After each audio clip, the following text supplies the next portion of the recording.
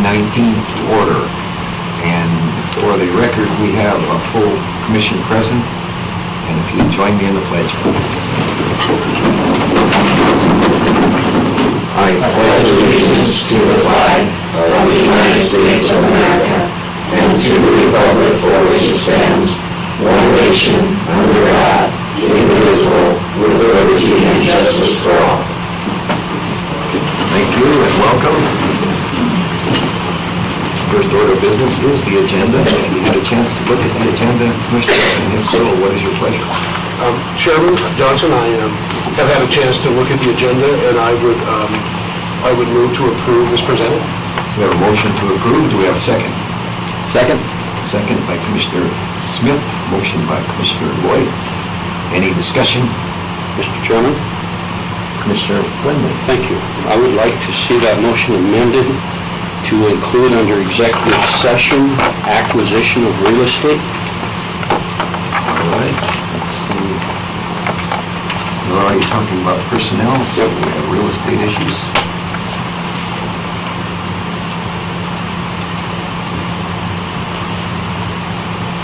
We have an amendment to the motion. Do we have a second to the amendment?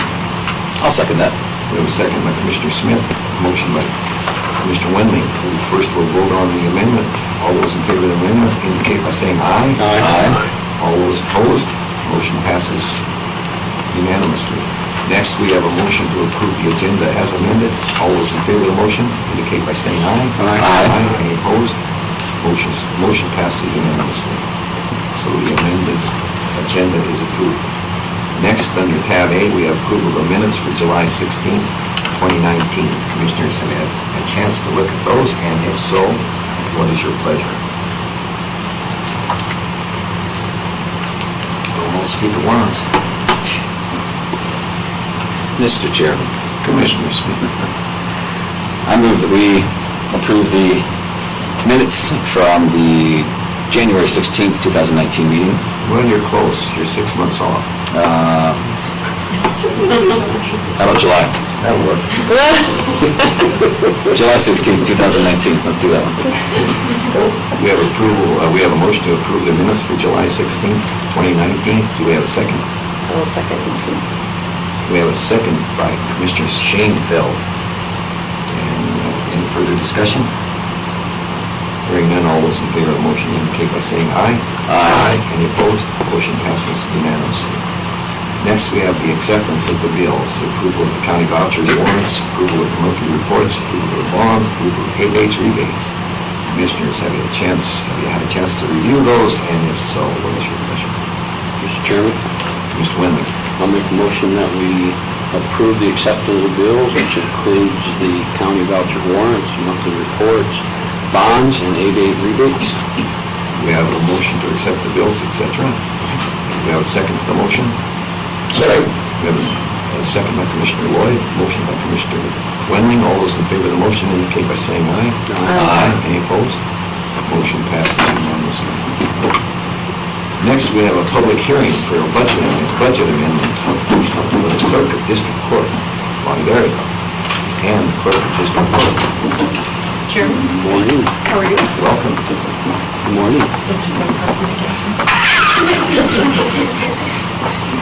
All right, this morning we have a budget amendment. It is Resolution 19-08-CL-01.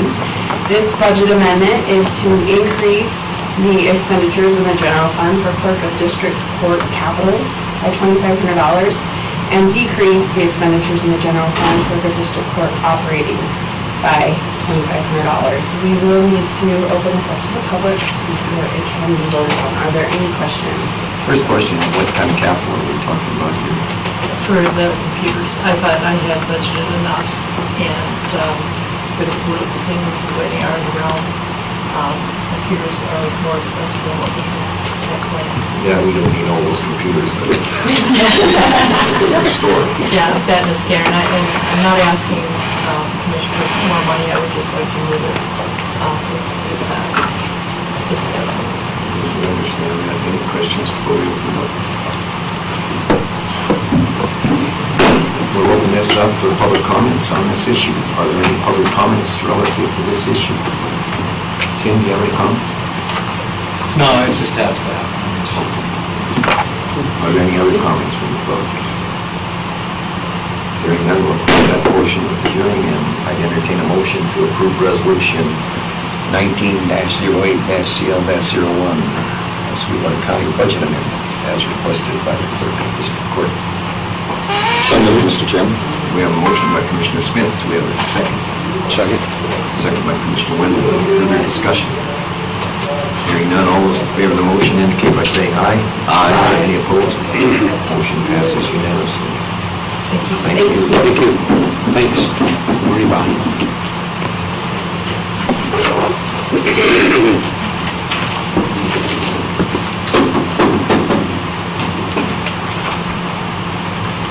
Next, we have the commissioner reports and comments, and I guess I get to go first. And first on my report is the Public Works Department report, and he does such a nice job preparing this. I decided I'd give you each a copy of this so you can follow along.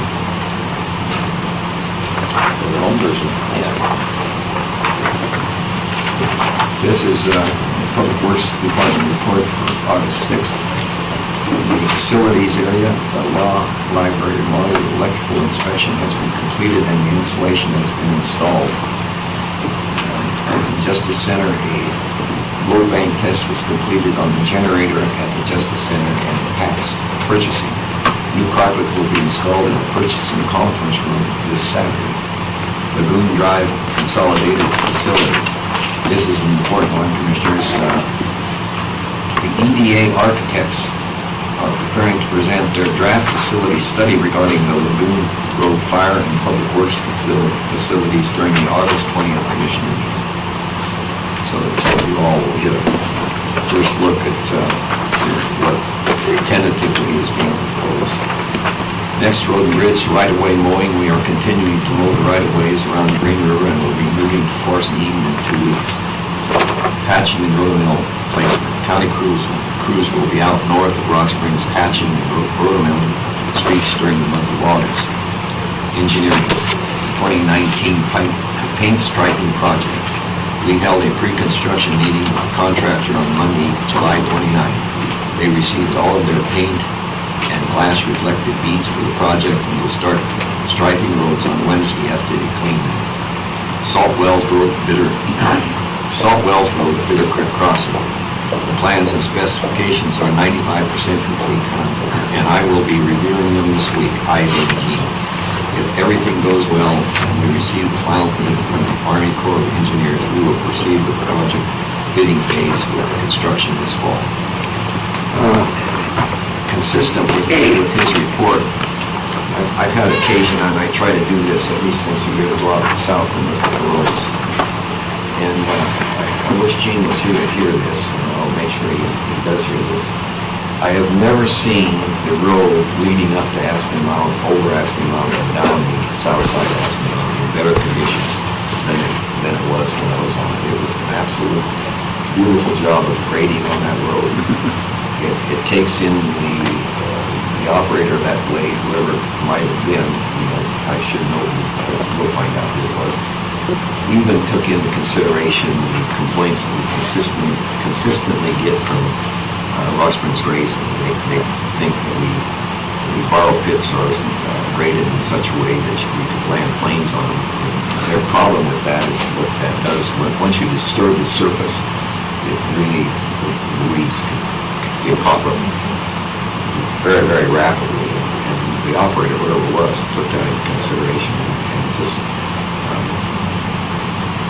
did a beautiful job on the borrow pit also. And then I went around other roads there. He doesn't have them all done yet, but Upper Sage Creek, Lower Sage Creek, and the road over from Lower Fire Hole to Lower Sage Creek. Just they're doing a beautiful job out there. It's just it's very good to see. I hope the public realizes that, because they understand what their job is, and they're doing a great job. Next,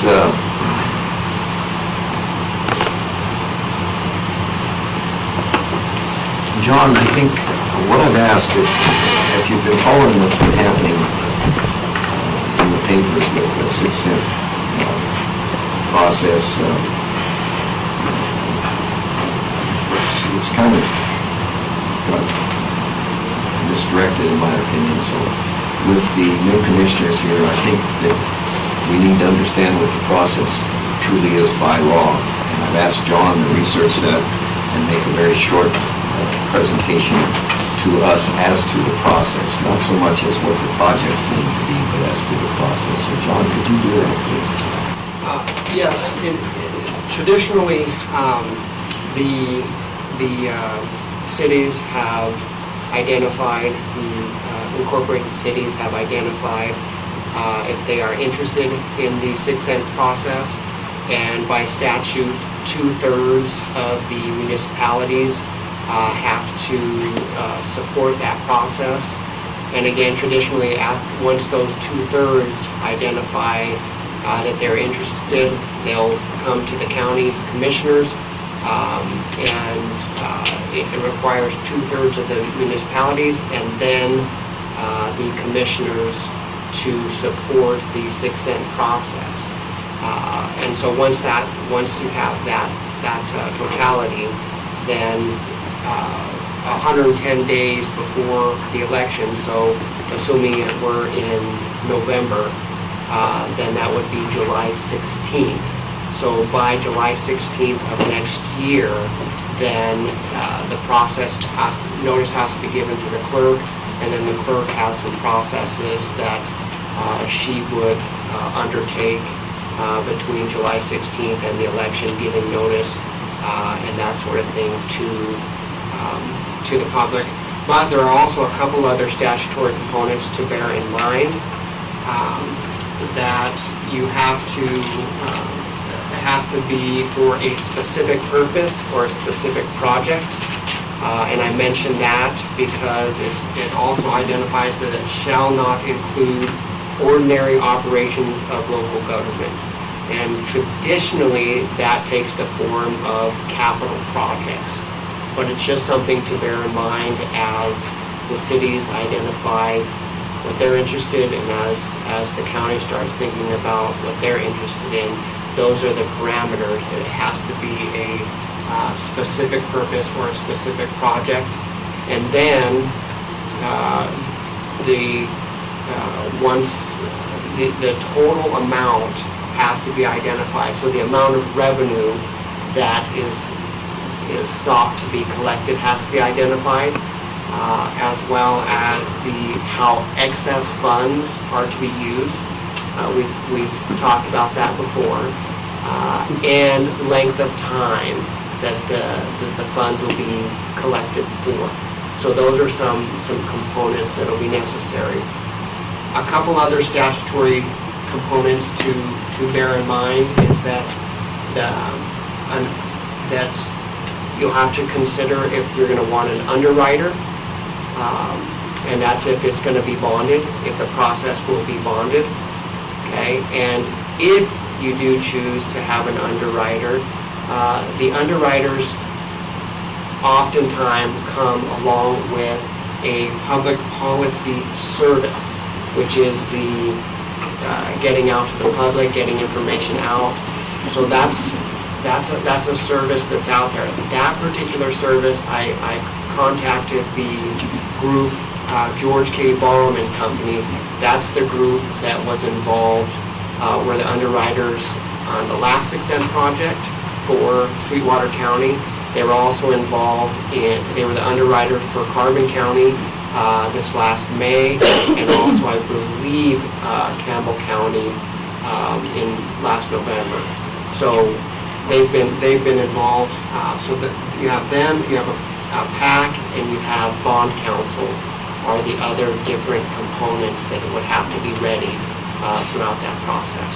So those are the statutory components involved. Thanks, John. And how many incorporated communities are we talking about? 6, so 4 have to be in support of the process, 2/3.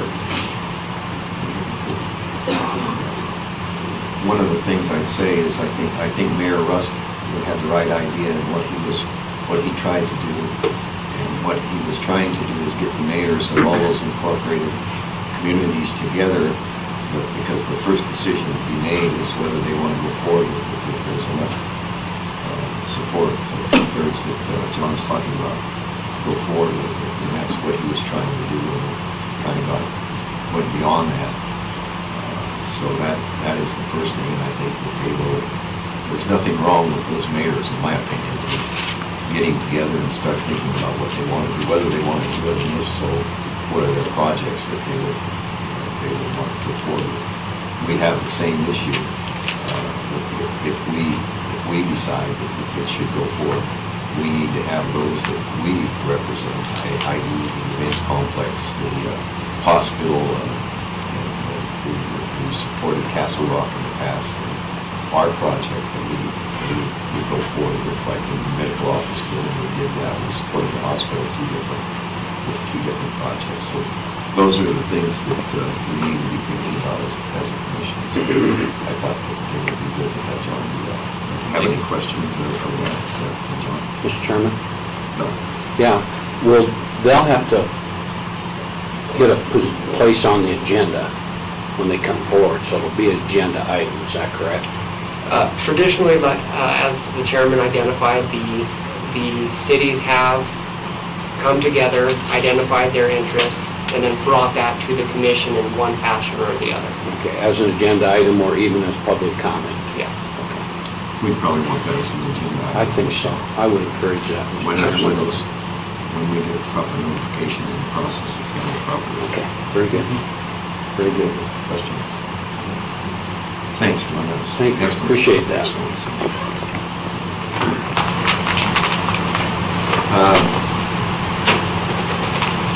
I'd just like to make a general comment. I've discussed this somewhat with Roy as a liaison to the events complex.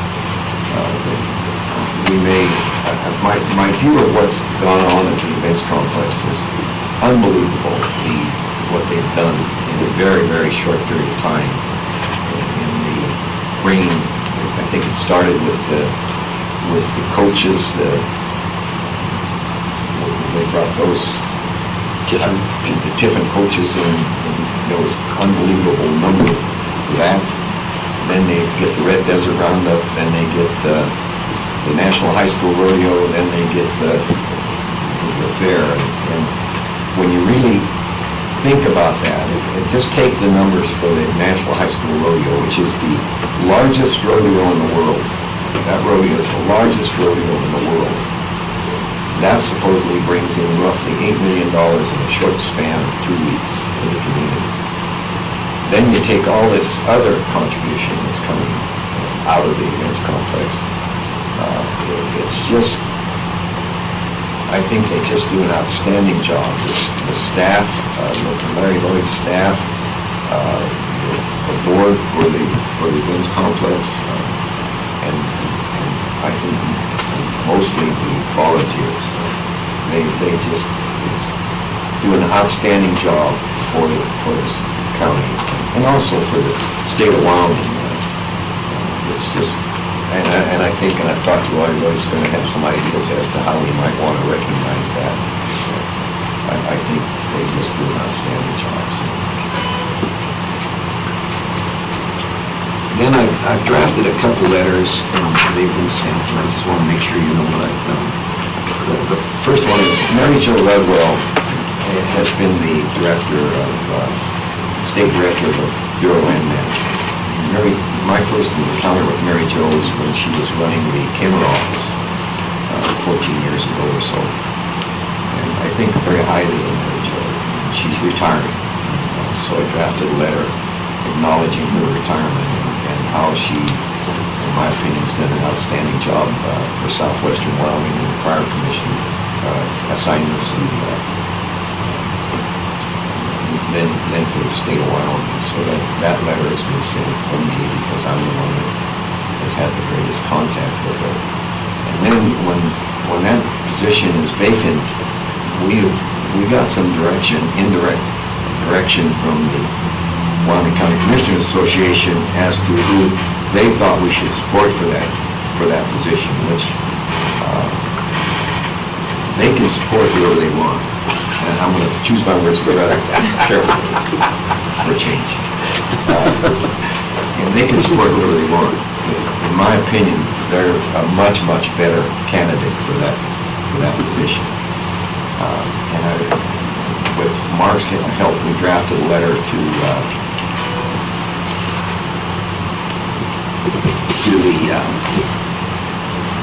David Bernhardt, who is the Secretary of Interior, Department of Interior in Washington, D.C. So I went around all these people with this recommendation. And what the recommendation is, and I think some of you know who Lance Porter is. Lance Porter is a Wyoming native. He's from Star Valley, and he was first in the Kimmer area, and why everybody comes out of Kimmer. But anyway, he came to the Rock Springs High Desert and was involved with the High Desert. Wasn't the top guy and the top person in the High Desert department, but then he moved on, and he's in the Moab district, and he's just an outstanding individual. And he's a Wyoming native, and I just feel strongly about, it even says in the Bible, there are no prophets in your own land.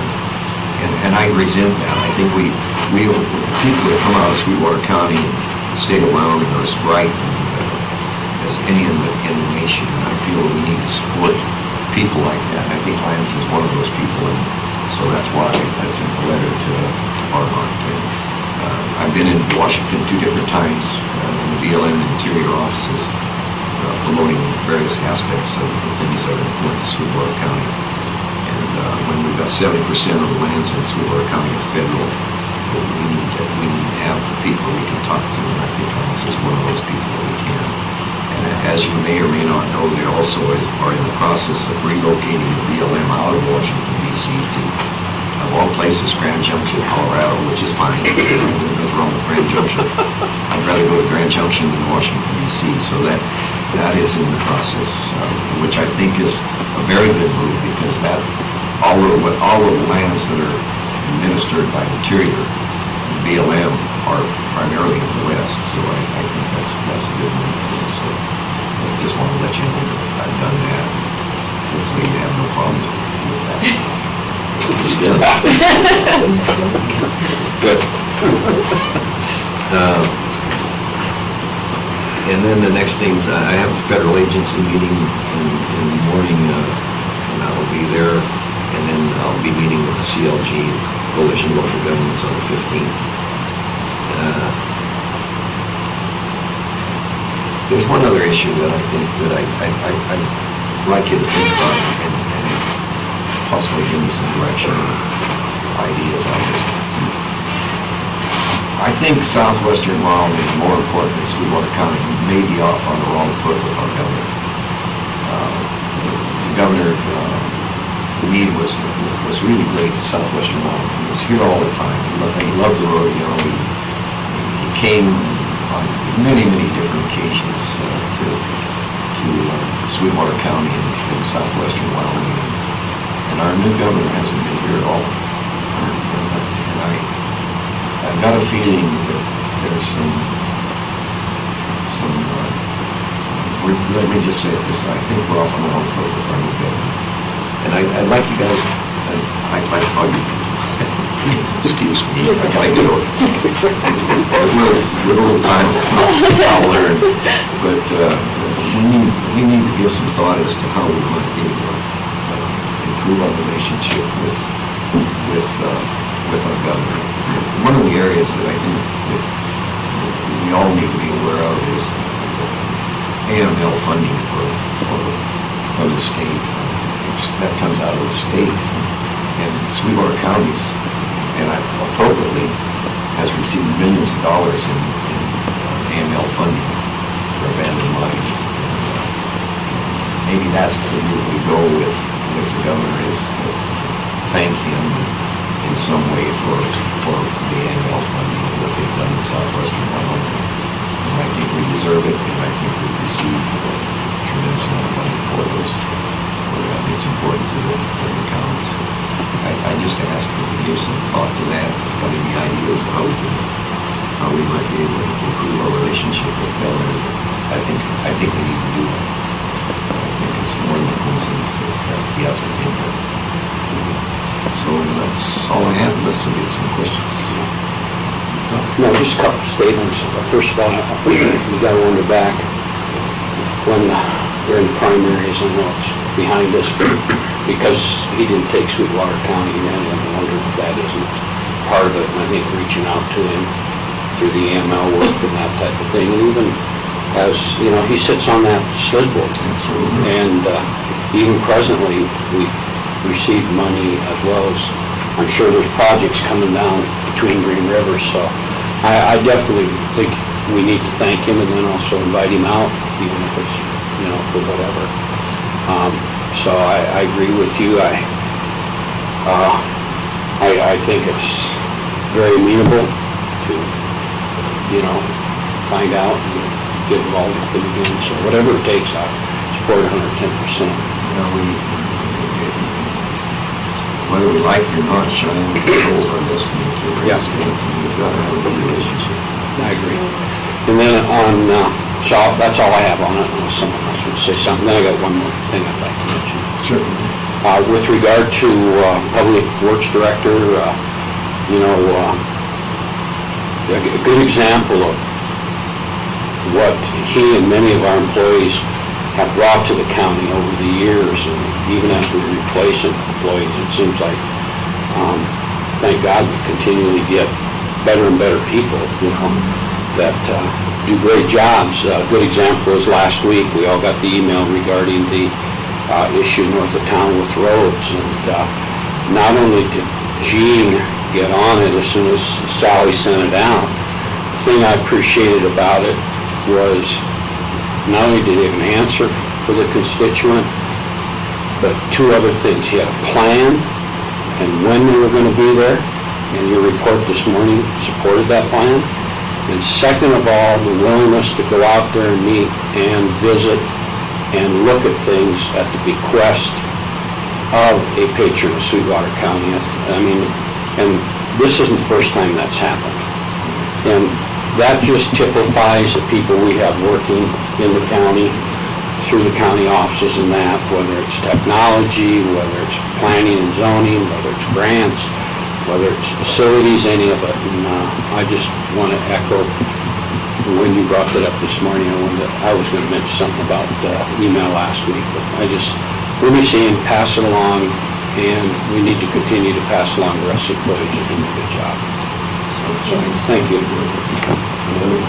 Okay, next we have Mr. Wendling. Thank you. So Commissioners, good morning, everyone.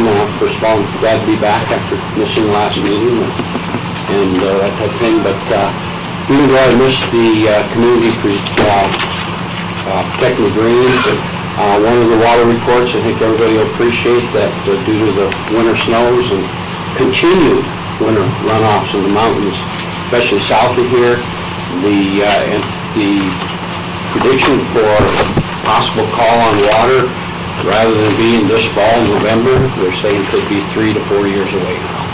The reservoirs have come up. I don't have those measurements and stuff, but I just felt that this piece of information would be good for us to know. Second of all, Mr. Johnson, the crew of county firefighters are up on Little Mountain today, started yesterday, on top, cutting deadfall. Oh, super. Cutting up, and what they're doing is they'll create piles to burn this winter, but anything that can be used by campers and fireplaces, they're putting those in different piles up there. So they're out there working as we speak, and other than a couple fires, the guys have been staying busy. They've assisted Rock Springs on a call they couldn't get to, and they were responding to tire blowouts that cause fires along the interstate, after lumps that are out. So they're staying busy, so everything along that line is good. And finally, before you, I made a copy of the WCCA WAM Executive Committee meeting, which met Monday, July 29th, Casper Event Center. And The reason I ran the agenda off is because there was a lot of information to get ready for the next revenue meeting in Pinedale on the 18th and 19th. But the one thing prior to that, as you can see under number 1, is purpose of the meeting and long-term collaboration coordination. We now have 2 executive directors from both organizations that feels WAM and WCCA, if they work together, can make a greater impact solidarity-wise than we can singly. So everybody wants to get on the same page and support everything as much as possible.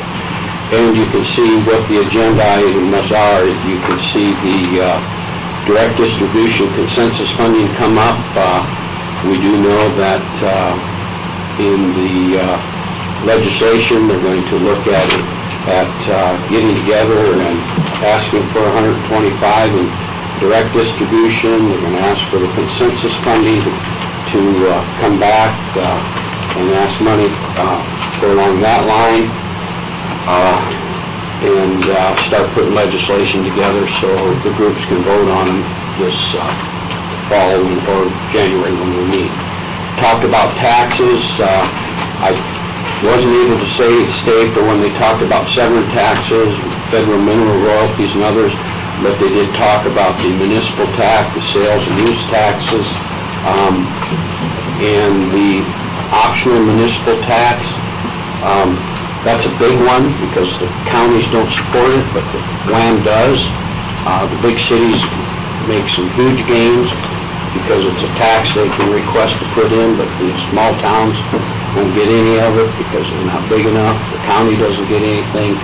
So conversation focused around their length. But what we came out with is the counties are recommending to the association to support optional municipal tax for municipals as long as the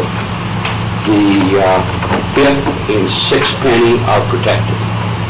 In other words, they can't request that municipal tax until the 5th and the 6th penny are approved.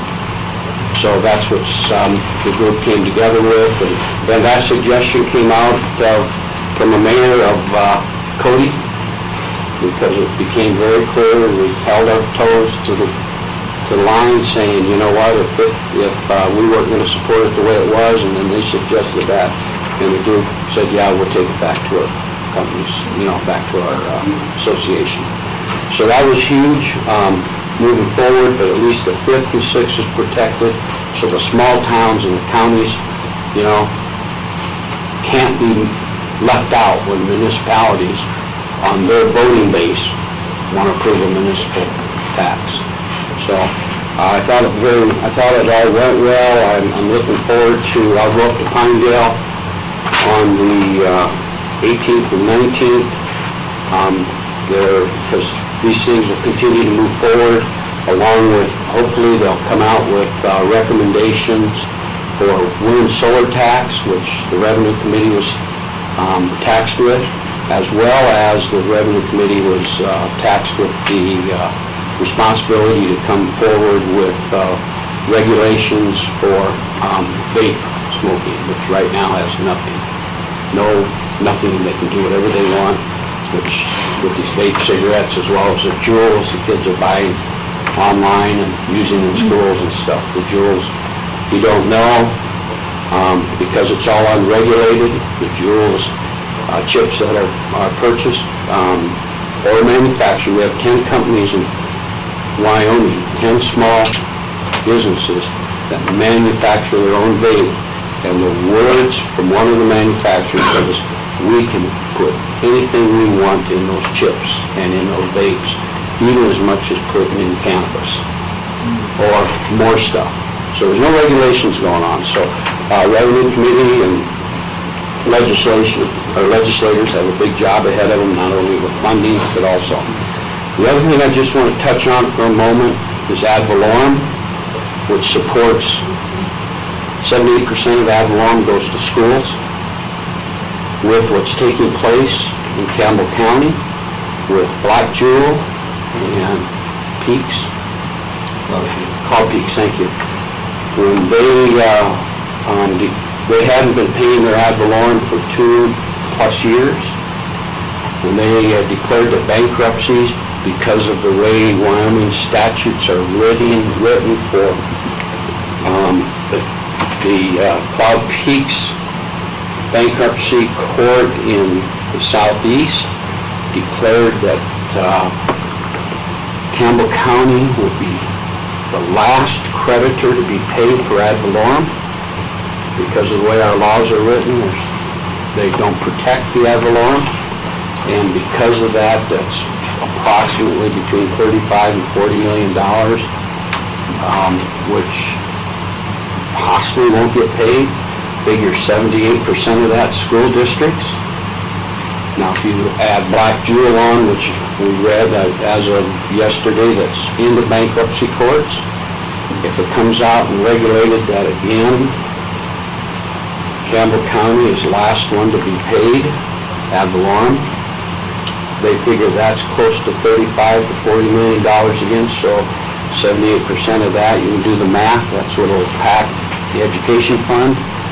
Campbell County, according to their commissioners from this meeting, will move from the recapture district down to regular district, which means no money is going to go from Campbell County to the state for education, which means the state will have to make up that loss of money as well as what they pay out.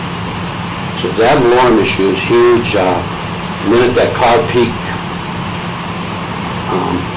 findings came out, a ruling, senior leadership in Cheyenne, according to Campbell County and according to Jeremiah, are all over it, looking at the laws. What's funny about it is Cloud Peak has a mine in Hot Springs, Montana. They're part of that as well.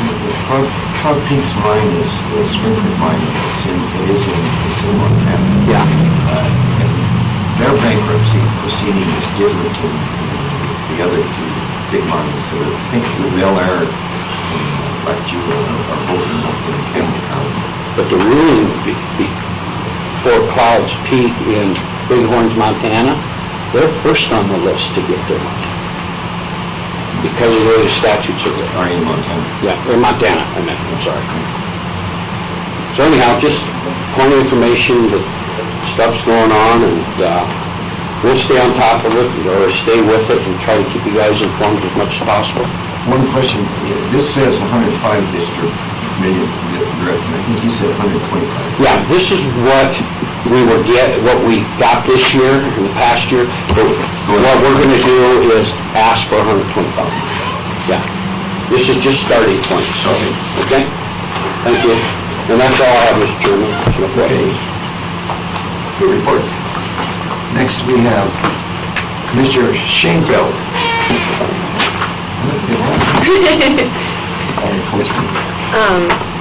I just want to echo what Chairman Johnson shared about the fair.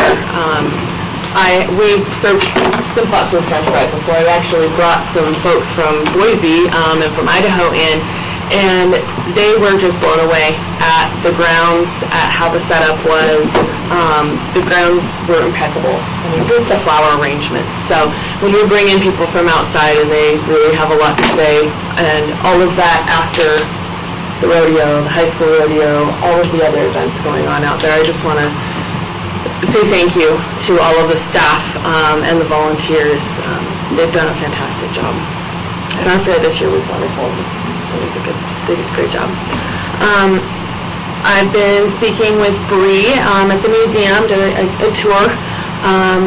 They are actually working on some industry exhibits, which I think is good. I mean, that's the core of our communities here. And so I think that was an exciting moving forward. They're also exploring some funding, some grant options. We're kind of working through what their needs are for storage and what some of the options potentially could be.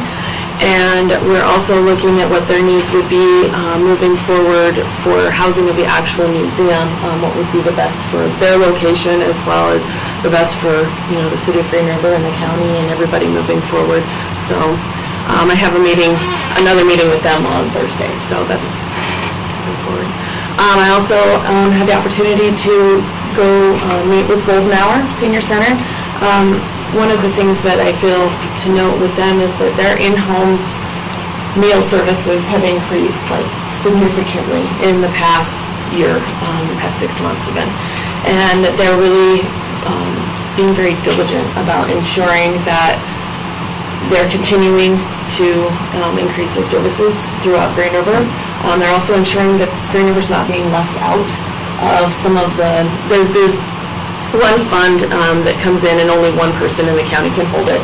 Young at Heart holds it, and so they want to make sure that Green River is also receiving some of that, those services for in-home care. So I think that they're doing a fantastic job. And I'm also prepared, probably under other, to offer up the 2 alternative options for our SEGC board. Speaking of flowers, they are unbelievable. Yes. And the lady's name that does that is a name that's easy to remember. Her name is Sally. So it's just something out there. You want to compliment, and I did that because it's unbelievable. I can't grow dandelions. She has all those beautiful flowers out there. And the other thing that Larry indicated to me is because it is so effective, that it's been one of the cleanest fairs they've ever had because people aren't throwing their trash around. They get the message and they're taking care of their trash. That's good. So next we have Commissioner Smith. Thank you, Mr. Chairman. Also, kudos to the fair. It was a wonderful event. It's good to be out there, and my family spent many hours out there and ate many fries and football and corn dogs and everything else. So it was good fun, and really did enjoy that. I'm going to spend the majority of my comments today. We had our ambulance service meeting yesterday. Our consultant from Minnesota was back in town, presented to the group, which included Castle Rock, Sweetwater Medics, the hospital, myself, and the hospital board was represented as well. We walked through some scenarios of where things stand, what we feel as a group collectively should happen going forward. And I'll start with asking our news media outlets to help show the story that Castle Rock and Sweetwater Medics are failing. Service is great, service is wonderful, we hear that all the time.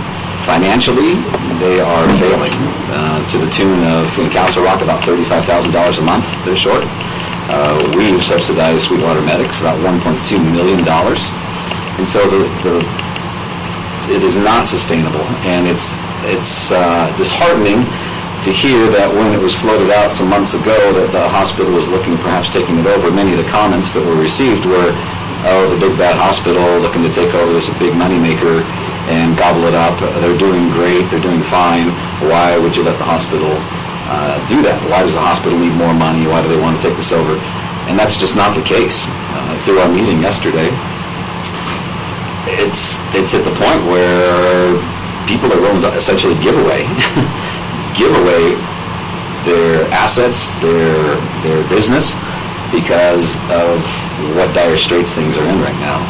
So we couldn't come to a consensus. Nobody really wants it, and it's difficult to, the hospital saying, well, why would I want this when you guys are losing money? Why would I make it easier for Castle Rock to compete against me, to allow you to collect 3 mills continually? I'll take your money-losing ambulance service, and then you can build up a product that will compete against me. So the hospital, a special tax district was talked about.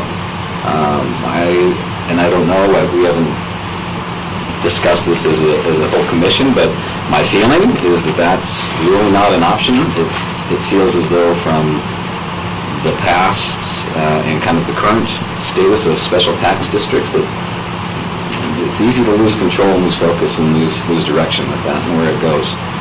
It was also brought up, kind of the third option was a department of the county.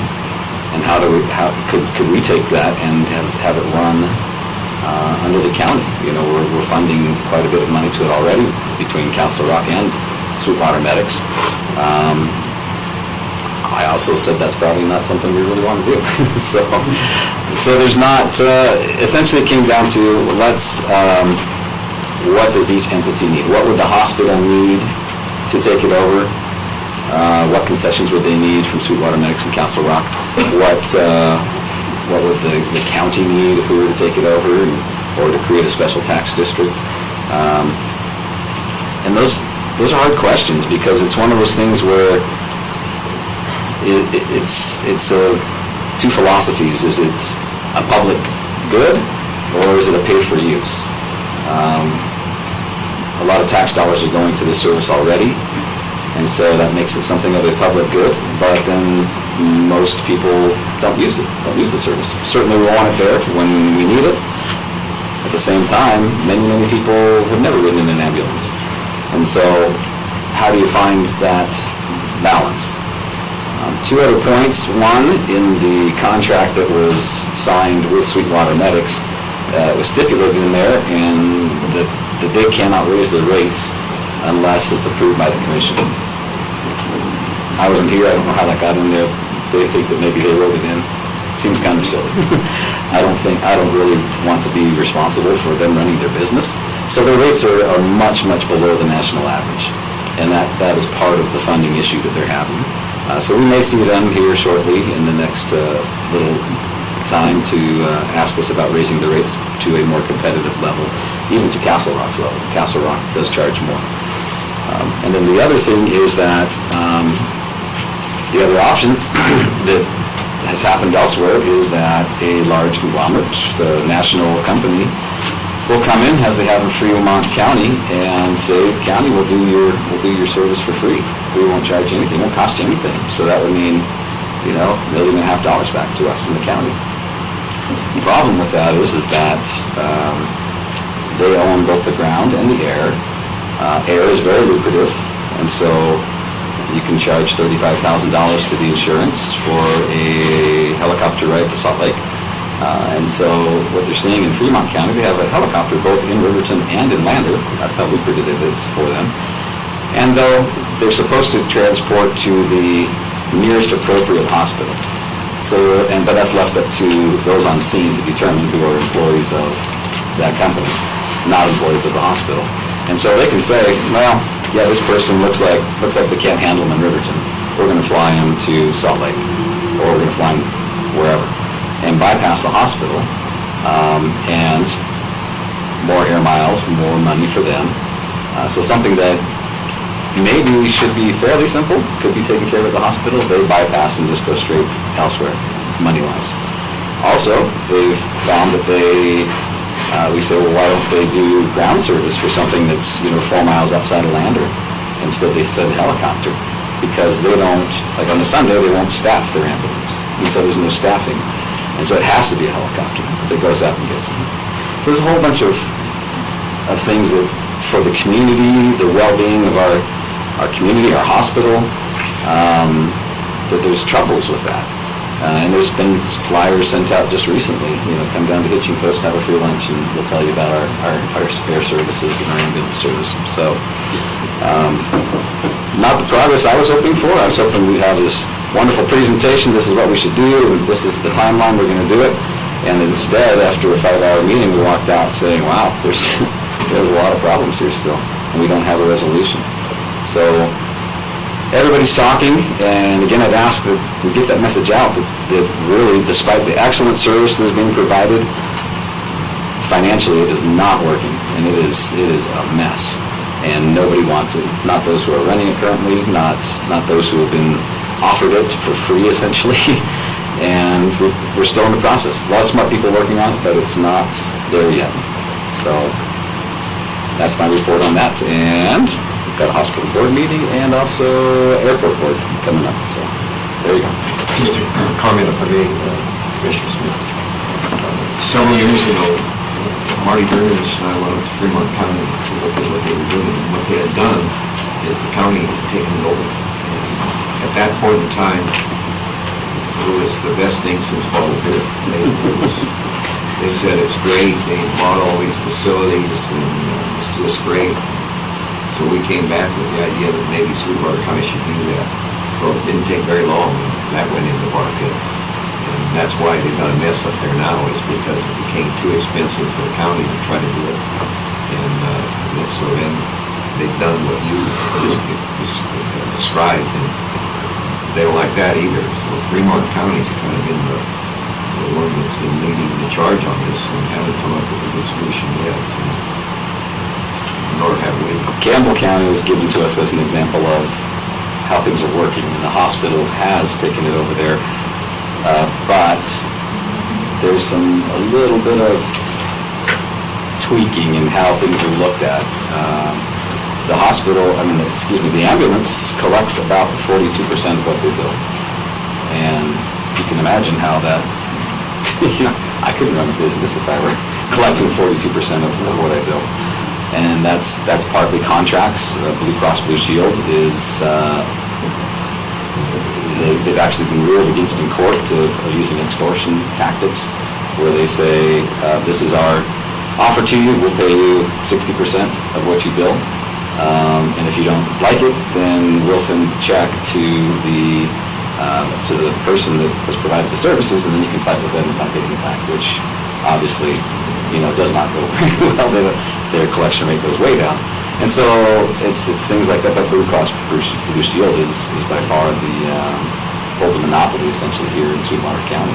And so there's a whole bunch of just nuances and problems that are going along with this, and we're working on it. It's I was hoping to have it kind of wrapped up, at least have a good path to go down, and we're not even there yet.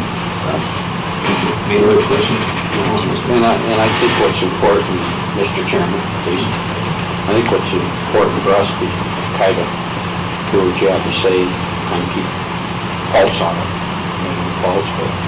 If we decide we're going to ever go out with an RFP, if it comes down to that, we need to give Marty plenty of time and take a look at that.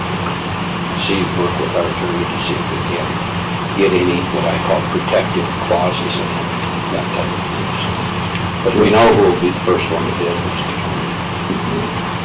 I think many of the points you made are well taken. We've had one of how that is not working with air, because the decision to go our road with air, from an economic standpoint, if you own the ambulance, or you own the helicopter, it's going to be the helicopter. Absolutely.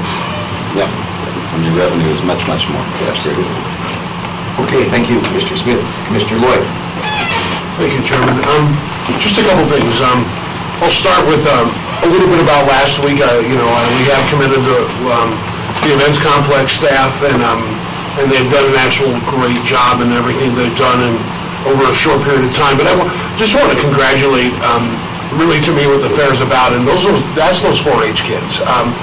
I'm pretty blessed to have 3 4-H'ers at my house, and I set an auction last week, and there were 170 animals auctioned off at the fair. And to me, that's just an impressive number, and it just kudos to those kids for those projects that they put together for months, the leaders that guide them, the volunteers that help.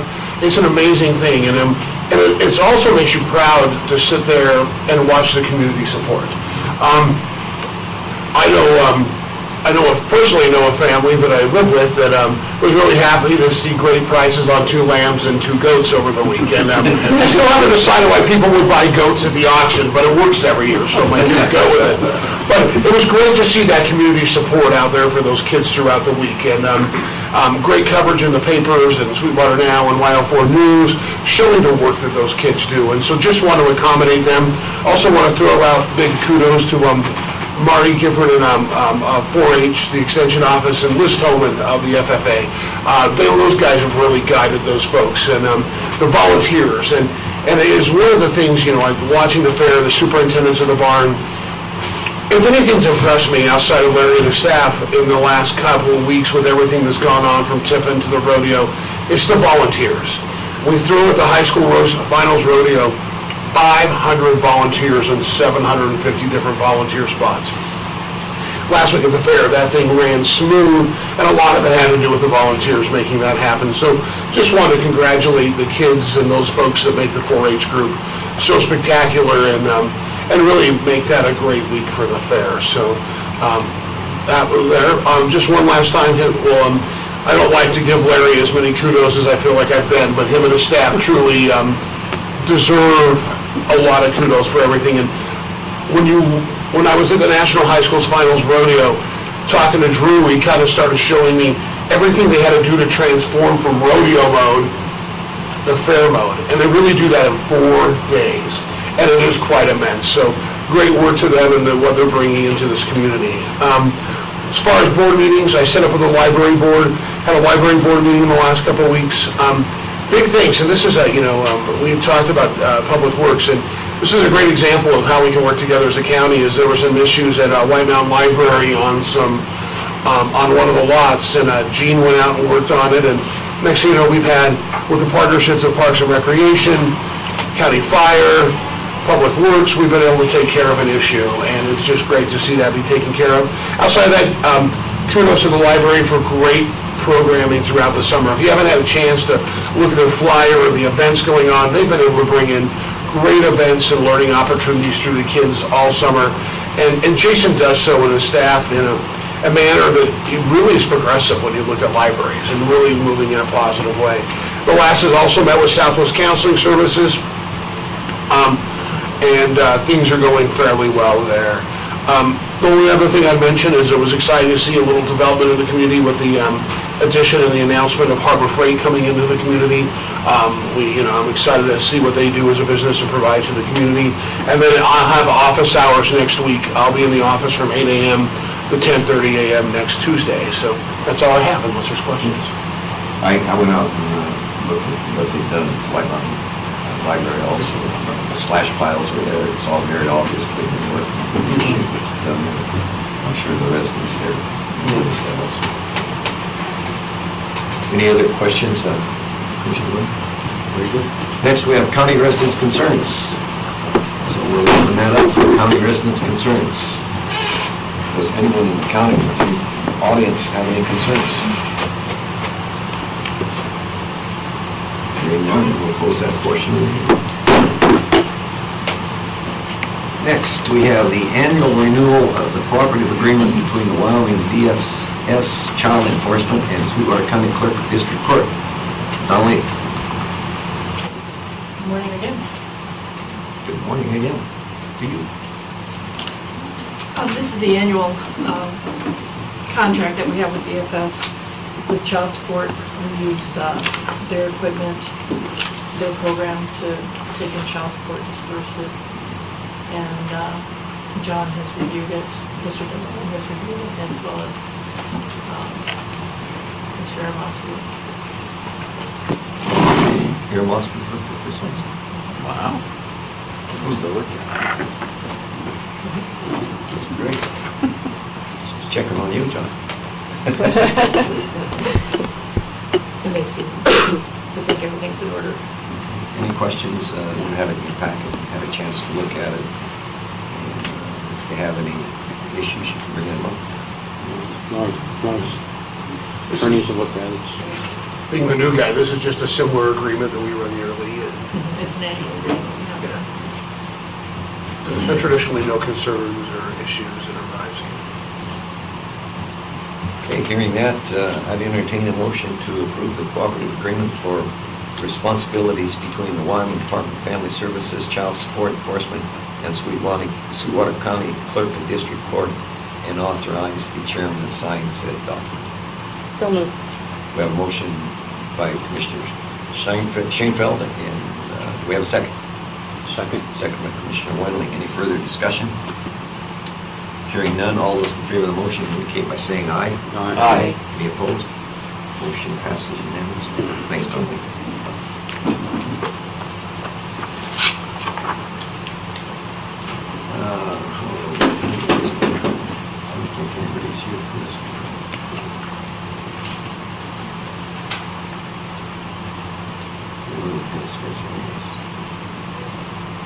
Why don't we take about a 10-minute break?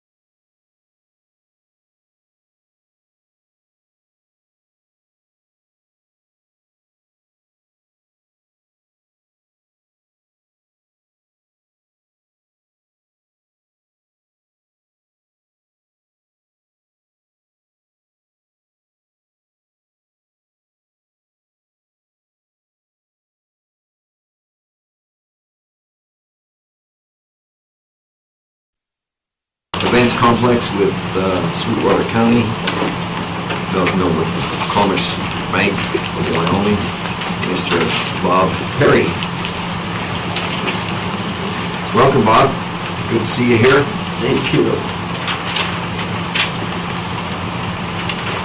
Morning, Bob.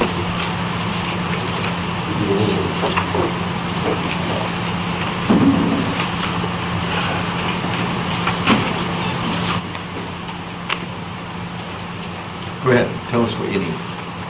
Well, Why? you have before you, this is pretty much my annual visit to all of you for the same purpose. You have before you the current edition of a tax anticipation warrant agreement, which has been negotiated between the Fair Board and Commerce Bank of Wyoming. It is virtually the same agreement as last year's and the year before, and on and on.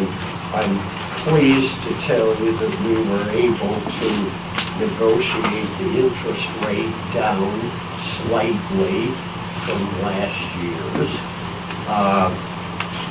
And the only other things that are different from last year's are the dollar amount that the bank is willing to lend us if we need to borrow it.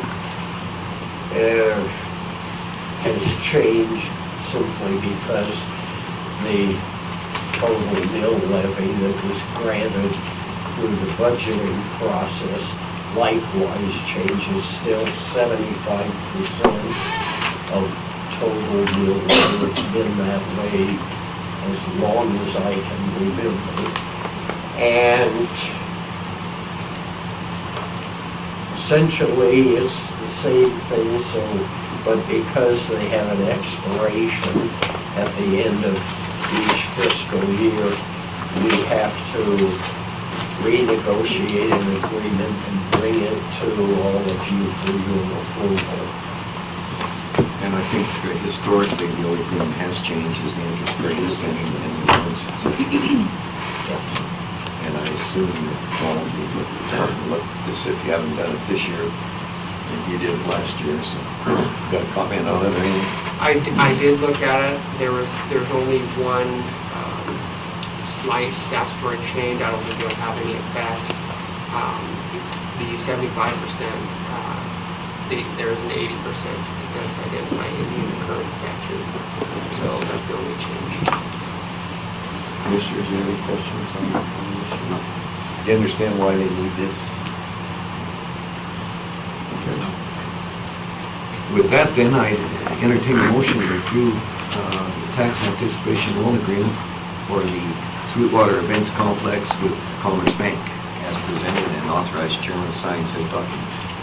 So moved. We have a motion from Commissioner Smith. Do we have a second? Second. We have a second from Commissioner Schoenfeld. Any further discussion? Hearing none, all those in favor of the motion indicate by saying aye. Aye. Any opposed? Motion passes unanimously. Thank you. Thank you for keeping those people straight out there. I know that's a tough job. Somebody's got to do it. Thank you.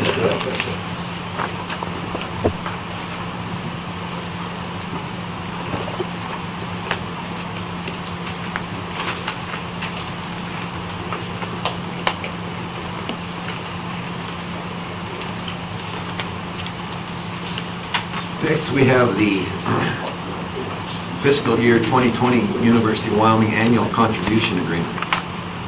Cindy, you're going to handle this, I guess?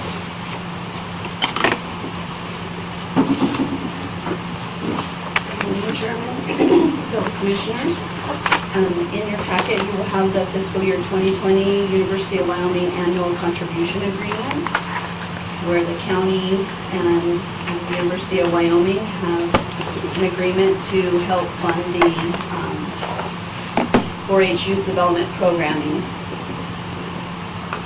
We help with the position that's currently held by Alyssa Griffin as support staff, and Marty Gifford. I have had this looked over by Mr. DeLeon. It's definitely, it will need to be signatures. John, you have any comments on it? No, everything looks good. Any questions, comments, commissioners? Very good. So with that then, I'd entertain a motion to approve the fiscal year 2020 University of Wyoming annual contribution agreement as presented by the county clerk. And authorize the chairman to sign said document. I'd so move. We have a motion by Commissioner Lloyd. Do we have a second?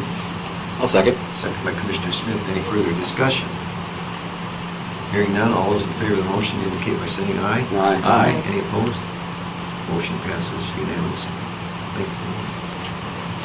And we've got the next one also. The amendment to the upgrade of the IDOC 4.5 to IDOC 5 market. Tim Knight. See, I understand all that stuff, but I just don't want to let you know that. We skipped Tim there, Mr. Chairman. We skipped that. G. What did I skip? G. The Human Services. Oh, Agreement. excuse me, you are next. Next week. Fiscal year 2020 Human Services Group. Before you have the authorization for the human service agreements. So far, we've had the Sweetwater Family Resource Center with the agreed upon amount of $58,000 and the Young at Heart Senior Citizens Center for $296,144 for a total of $354,144. They are starting to come in, and they were sent out by Mr. Dillon's office. So they've been looked at by the county. John, since we reviewed this, I have. any questions, comments, commissioners? Okay, hearing none, I'd entertain a motion to approve the fiscal year 2020 Human Services Agreement as presented by the county clerk.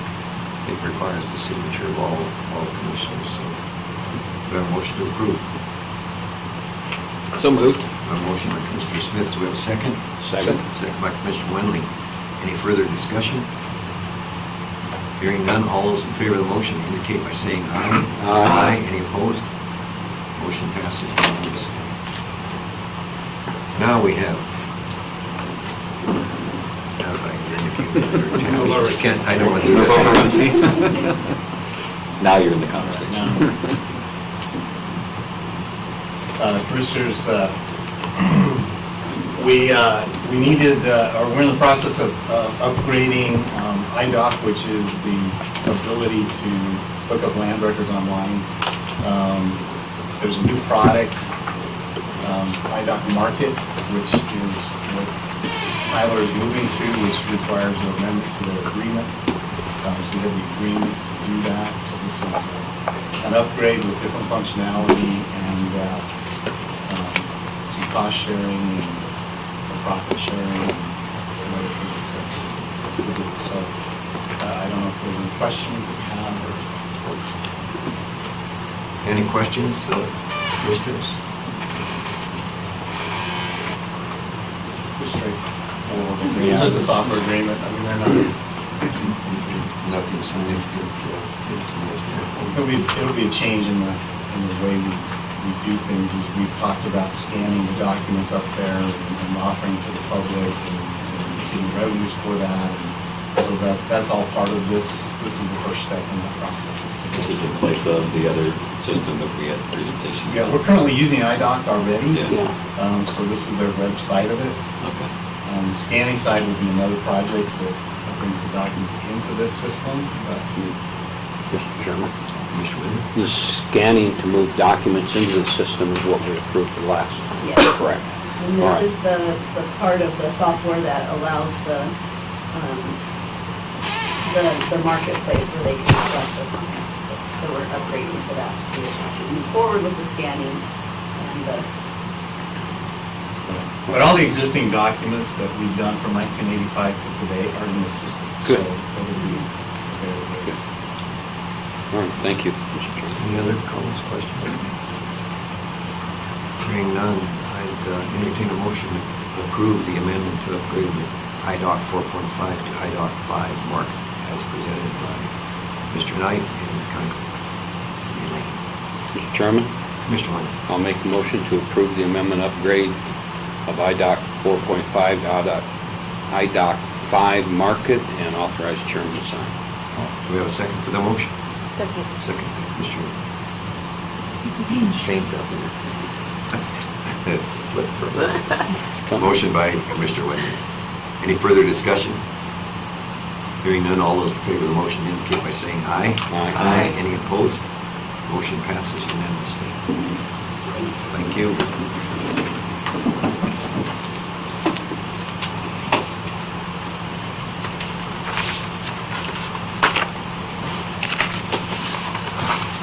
Next, we have the award of the Yellowstone Road CR number 58 construction project. Mr. Legursky, and Gene, you missed this earlier in my report. First of all, your report was very well done.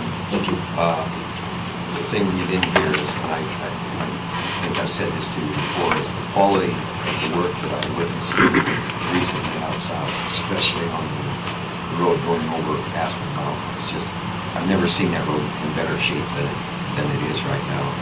And the indication that I also made is that Don Schramm with Rushman's Grazing, I hope he sees that road because I think he's probably going to say that he finally heard me. With the way you've done the bargains. I'll pass that on to your people. And who was the operator on that? That was actually Kenny West. Kenny West. In charge of that area. Well, all the way down to the Utah line right there. Okay, well, if you'd recognize him for us. I will. Tell him we've seen that road and it's extremely well done. He was also the one that did that little bit of Creek Road, wasn't he? Correct. I saw that. Yeah. Yeah, and then Garland McMartin's in charge of the other stuff on between 191 and the Gorge. That you've also with us. They're just doing a great job. I'll pass that on. It's a Thank you. credit to the leadership, obviously. Got some good operators. These guys. Thanks for everything.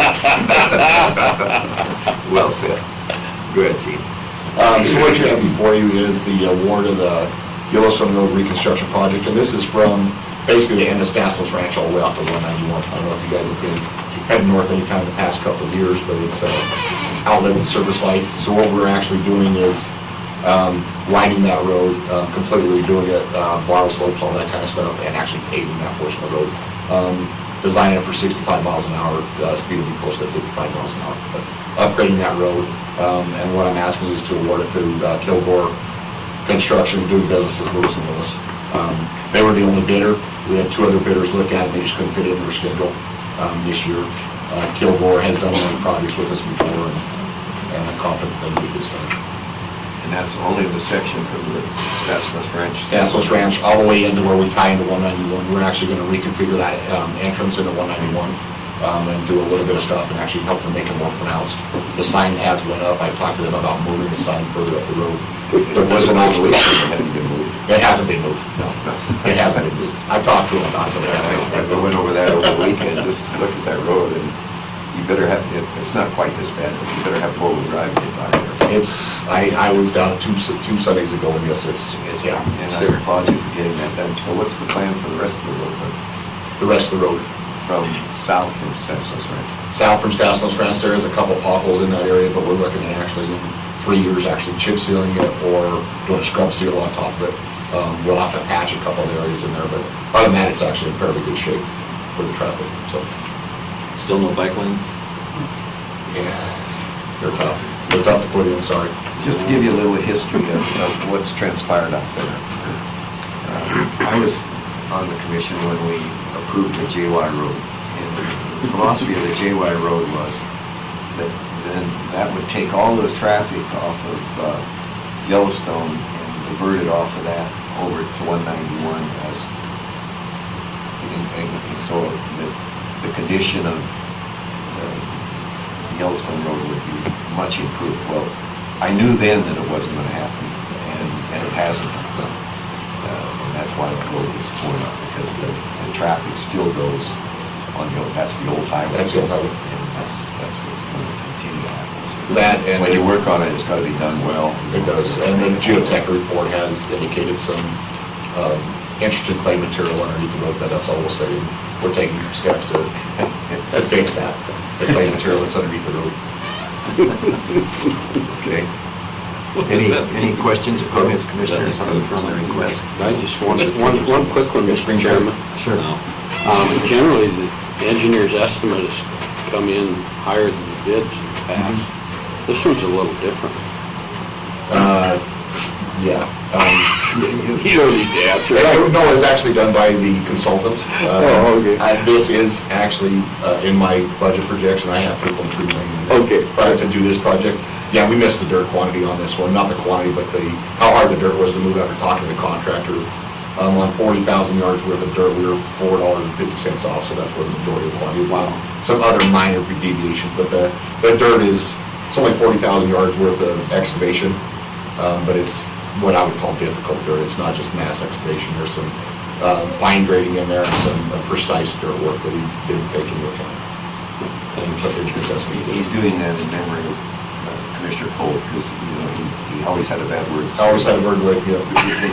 Wait a minute. Oh, that was... And just to put this in context, I don't like when the engineer's estimate's low, because the first thing the contractor says, well, think you'd be done for that, why don't you go and build it? Yeah, there you I go. like hearing that. You will not hear that question again. I'll guarantee you, because, thank you, I'll leave it right there. Timeline's great. What they're gonna do is we're actually gonna shut down the road. They wanna start actually, I believe it's August 12th or 16th. Wow. And we should be paving around, preliminarily, if they can get everything done, we should be paving around the first part of October. So we're trying to get it opened up before hunting season so everybody can use that. Because I know when they were doing snow removal on there, the road closed sign was not all the way until the end. And you had to flip around. And go Yeah, all the way. we actually have in the plans, and the contractor bid it, we're gonna have variable message signs posted right about the railroad tracks, just past JY Road, up on 191 on both directions, letting people know that so many miles ahead that portion of Yellowstone Road's closed. It's a little frustrating to have like It 8 is, miles. and then have to turn around and bus turn around. Especially on that road. Yeah, exactly. Lauren, did you have a question? He asked it, we could do it. Yeah. Great minds travel down the same road. Yellowstone Road. Yellowstone Road.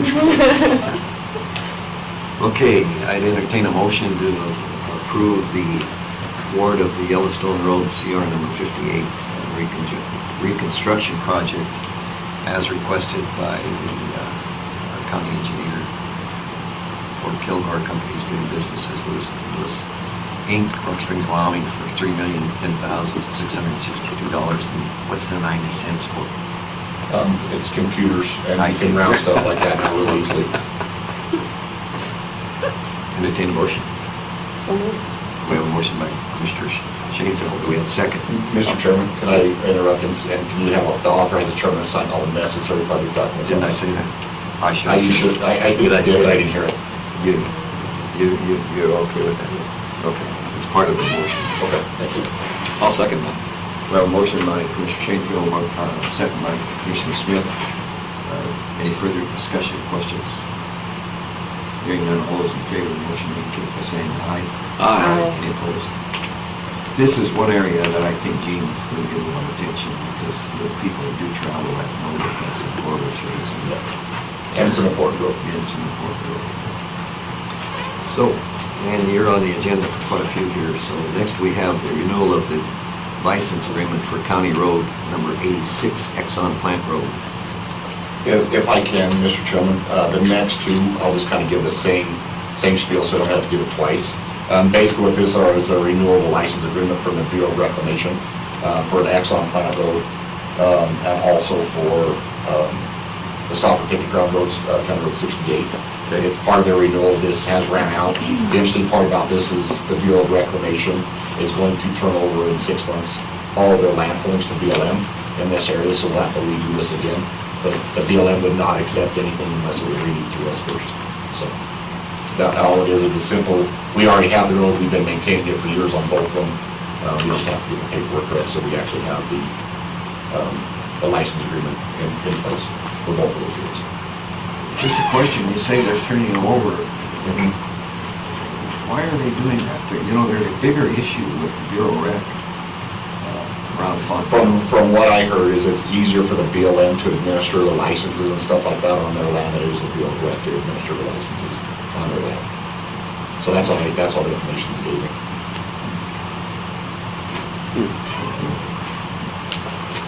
So I'd entertain a motion to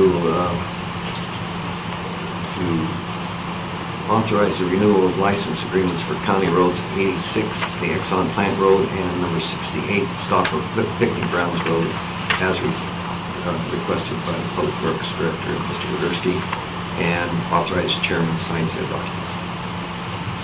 So moved. A motion by Commissioner Wendland. Do we have a second? Second? Second by Commissioner Smith. Any further discussion? Hearing none, all those in favor of the motion indicate by saying aye. Aye. Any opposed? Motion passes unanimously. Next, we have the BLM right-of-way grant for a portion of Yellowstone Road number CR 58. Mr. Chairman, what this is a right-of-way grant offer because we are widening the road from Stassos Ranch to 191. We had to redo our right-of-way grant offer and everything through the BLM, so this is just following up the paperwork to make sure we can widen the road out in that area and construct it as we did. Any questions on this, Commissioners? Okay, I'd entertain a motion then to approve the BLM right-of-way grant for a portion of Yellowstone Road, County Road number 58, as requested by Mr. Wadorski, and authorize the chairman to sign said document. I would so move. We have a motion by Commissioner Lloyd. Do we have a second? Second. Second by Commissioner Wendling. Any further discussion? Just one question. Question, Commissioner Smith. Previously, when we were doing, I'm trying to remember another section, didn't we go away from like a time limit on these, and this is a 30-year? This is a 30-year. They typically do not have a time limit on this one, but it's up to their discretion on what, I've been trying to get them to not have a time limit on it. Their typical time limit is 25 or 30 years. So on some of the higher volume roads, they still like people with a time limit. On the other lower volume roads, they do not have a time limit. Let's say go ahead. No rhyme or reason. Any other questions? Perfect. That's the way we like it. Yeah. Any other questions? Okay, we have a motion and a second. All those in favor of the motion indicate by saying aye. Aye. Any opposed? Motion passes unanimously. Next, we have the approval to submit a fiscal year 2020 congestion mitigation and air quality CMAQ grant application. Christina is not going to be able to be here, so Gene, you'll have to handle it yourself. Yeah, I know, and that's exactly what Christina told me when she emailed me. She said, don't screw it up. So I'm just going to read exactly the executive summary that she so graciously put together. And She this does is a great job. requesting the permission to submit a 2020 congestion mitigation and air quality CMAQ grant application to Wyandotte to apply magnesium chloride dust suppression on various county roads. The purpose of the CMAQ federal funding will alleviate air quality issues created by energy development and other industrial activities in the city. Project part of the 20% cash match must be completed by December 31st, 2021. And as you can see, we're asking for $406,810 with a 20% match. We'd be asking for $325,448, which is budgeted underneath the that projects. Any questions, Tom? No. So again, from her document, that she prepares she does an excellent job with these, is I need a motion to approve and authorize the chairman to sign resolution 19-08-GR-01 and related certifications for submission of a fiscal year 2020 CMAQ grant application. I would so move. We have a motion by Commissioner Smith. Do we have a second? Second? Second by Commissioner Shanefield. Any further discussion? Hearing none, all those in favor of the motion indicate by saying aye. Aye. Any opposed?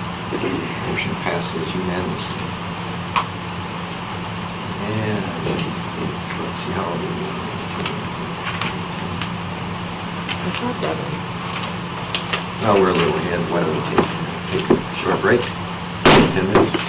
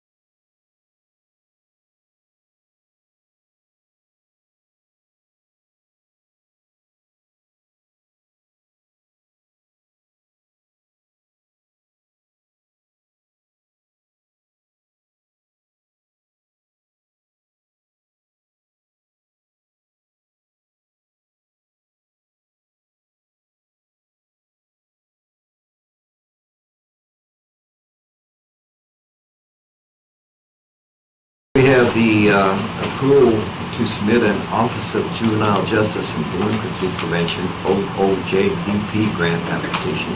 Christina's not here, but Karen Kelly is, and she can handle it, I'm sure. I've also been instructed not to screw this up by Christina. Good morning. She drives it pretty hard. She does. We follow her instructions. Go ahead, Karen. Welcome. I am requesting permission to apply for a grant through the Volunteers of America Northern Rockies to continue our pre-court diversion program. And is there anything different with this, Karen, than has happened in the past? No, we have used this grant as a funding source for many years.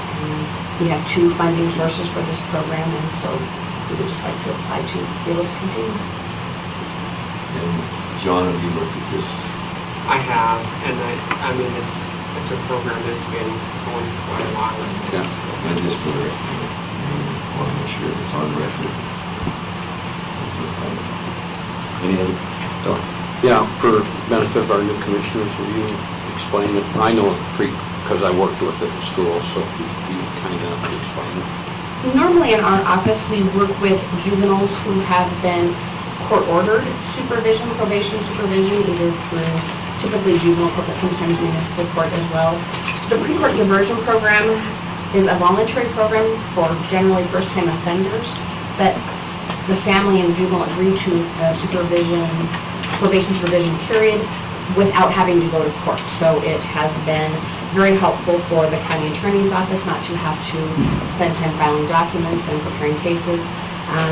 Lightens up the load for the courts, reduces placements. It's been a very good program, certainly for the juveniles, but as well as the other involved parties in the juvenile court system and the juvenile justice system as we work on. Thank you, Karen. Any other questions? Okay. I entertain a motion then to approve and authorize the chairman to sign the OJJDP certification for submission of a grant application to Volunteers of America as presented by.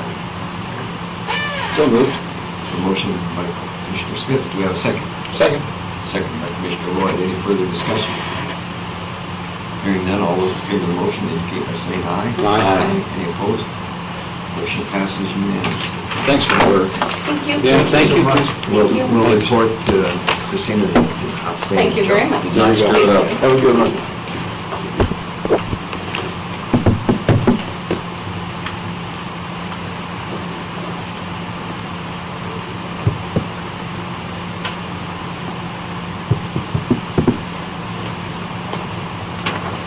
Next, we have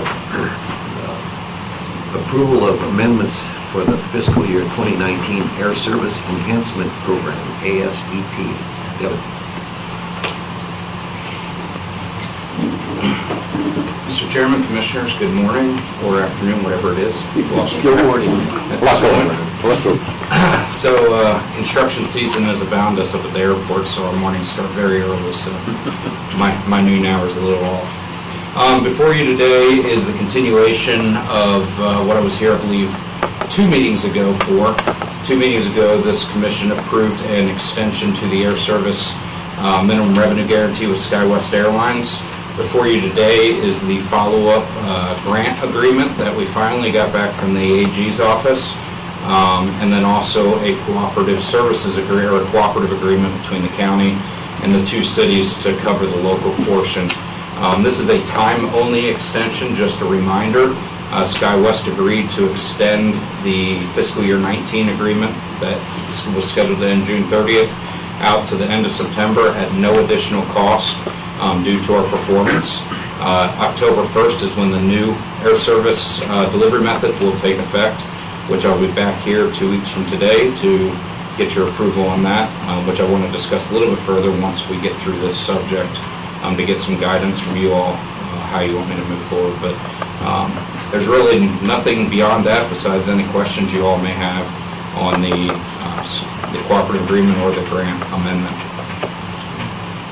John, have you had a chance to look at this? Yep, and they go from July to September 30th. Any questions or comments, commissioners?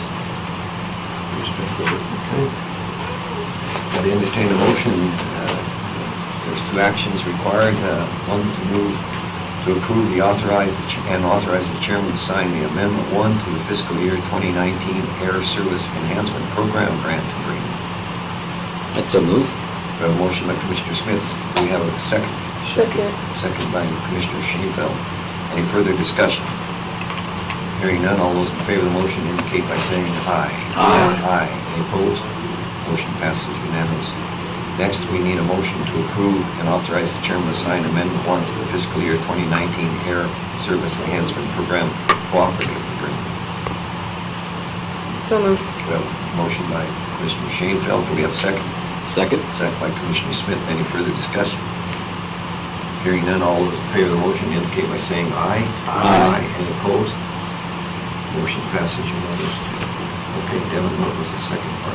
So going forward, Mr. Chairman, the program will no longer be a grant program, effective October 1st, and quite honestly, effective starting tomorrow as we start working through the legal documents for the new air service delivery method. It'll be a MOU between the county and the state. The state will pay the airline, and then the state will invoice the county for the 40% local match, and then same as it's done today, the county would then invoice the two cities for their percentage of the local match. So the question that I have for you all is, I've been advised by Christina that since it is no longer a grant program, it's no longer in her wheelhouse, so wanted to find out from you all who you would like me to work with on this program, air service, going forward, to make sure that I follow whatever processes the county has, whether that be John or Bonnie or still Christina or whoever else you may have in mind.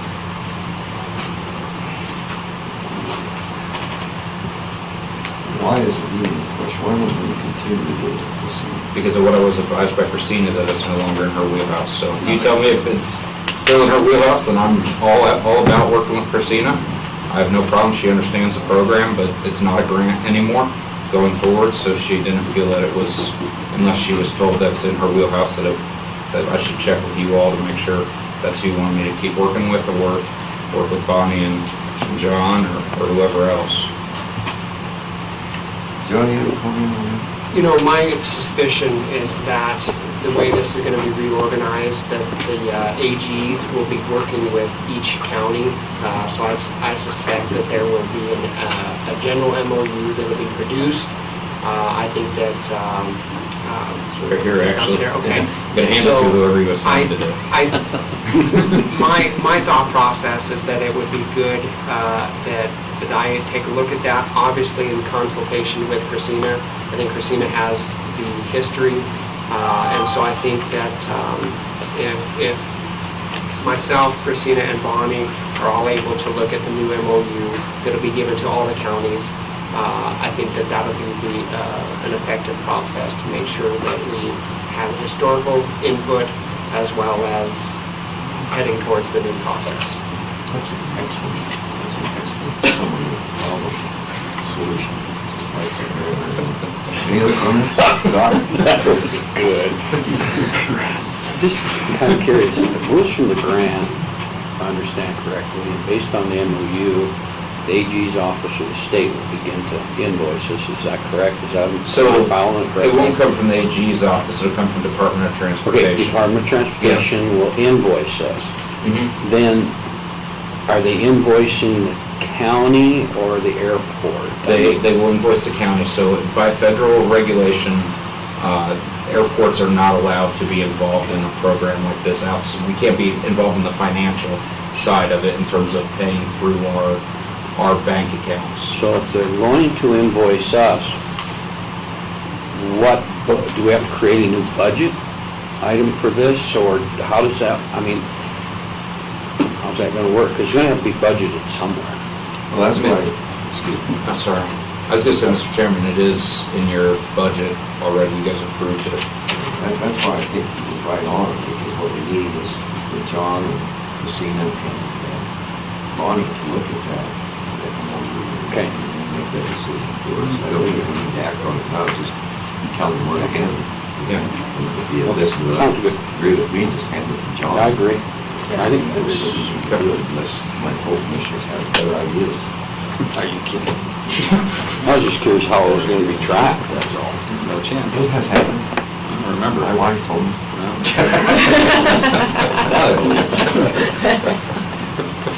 Let's do it that way. If we're all in agreement, just hand it to John, and John will consult with Bonnie and proceed. We'll decide how to handle it. All right, John, thank you. Thanks, Devin. Thank you, Devin. When are we gonna be flying to, Bonnie? I know your answer. It's a matter of money. You knew what that question was. So did I. Next, we have a report on the past, present, future of horse racing in Sweetwater County, and we're very fortunate to have Mr. Joyce with us again today, with Mr. Larry Lloyd also with the events company. So, Eugene, come on up. And if you want to bring him with you, you can. We'll save him for last. You got my back, right? Sure. Well, that'd scare me just because he's on my back. Good. Welcome. Welcome. Thank you, Mr. Chairman. Thank you, Commissioners. I've been accused by a lot of people not to toot my own horn. That comes from my wife mostly, but if you'll allow me, Satchmo Joyce is going to blow his own horn here for a little bit. And I think it's important. I'm going to tell you things not to impress you, but to impress upon you. Something wonderful has happened over the last 8 years. Not only here in Sweetwater, but throughout the state. Something really good for the cities and counties, good for the state, good for the horse industry, good for the breeders. And it all started here. It all started in Sweetwater County. If I can take you in the Wayback Machine for just a little bit, just give you a brief history. Back in December of 2010, I was at a horse racing symposium in Tucson, Arizona, and bumped into the executive director of the Wyoming Pari-Mutual Commission. He told me that the last operator's horse racing went out of business, and that there hadn't been a lot of horse racing in Wyoming until we did. And so I was living in Phoenix at the time, decided to come back to Wyoming full-time, and I needed a racetrack. The privately owned racetrack was out of my ballpark. But I remembered that back in the 80s and the 90s, there was a thriving horse racing circuit here in Wyoming. And there was 4 tracks running at the same time.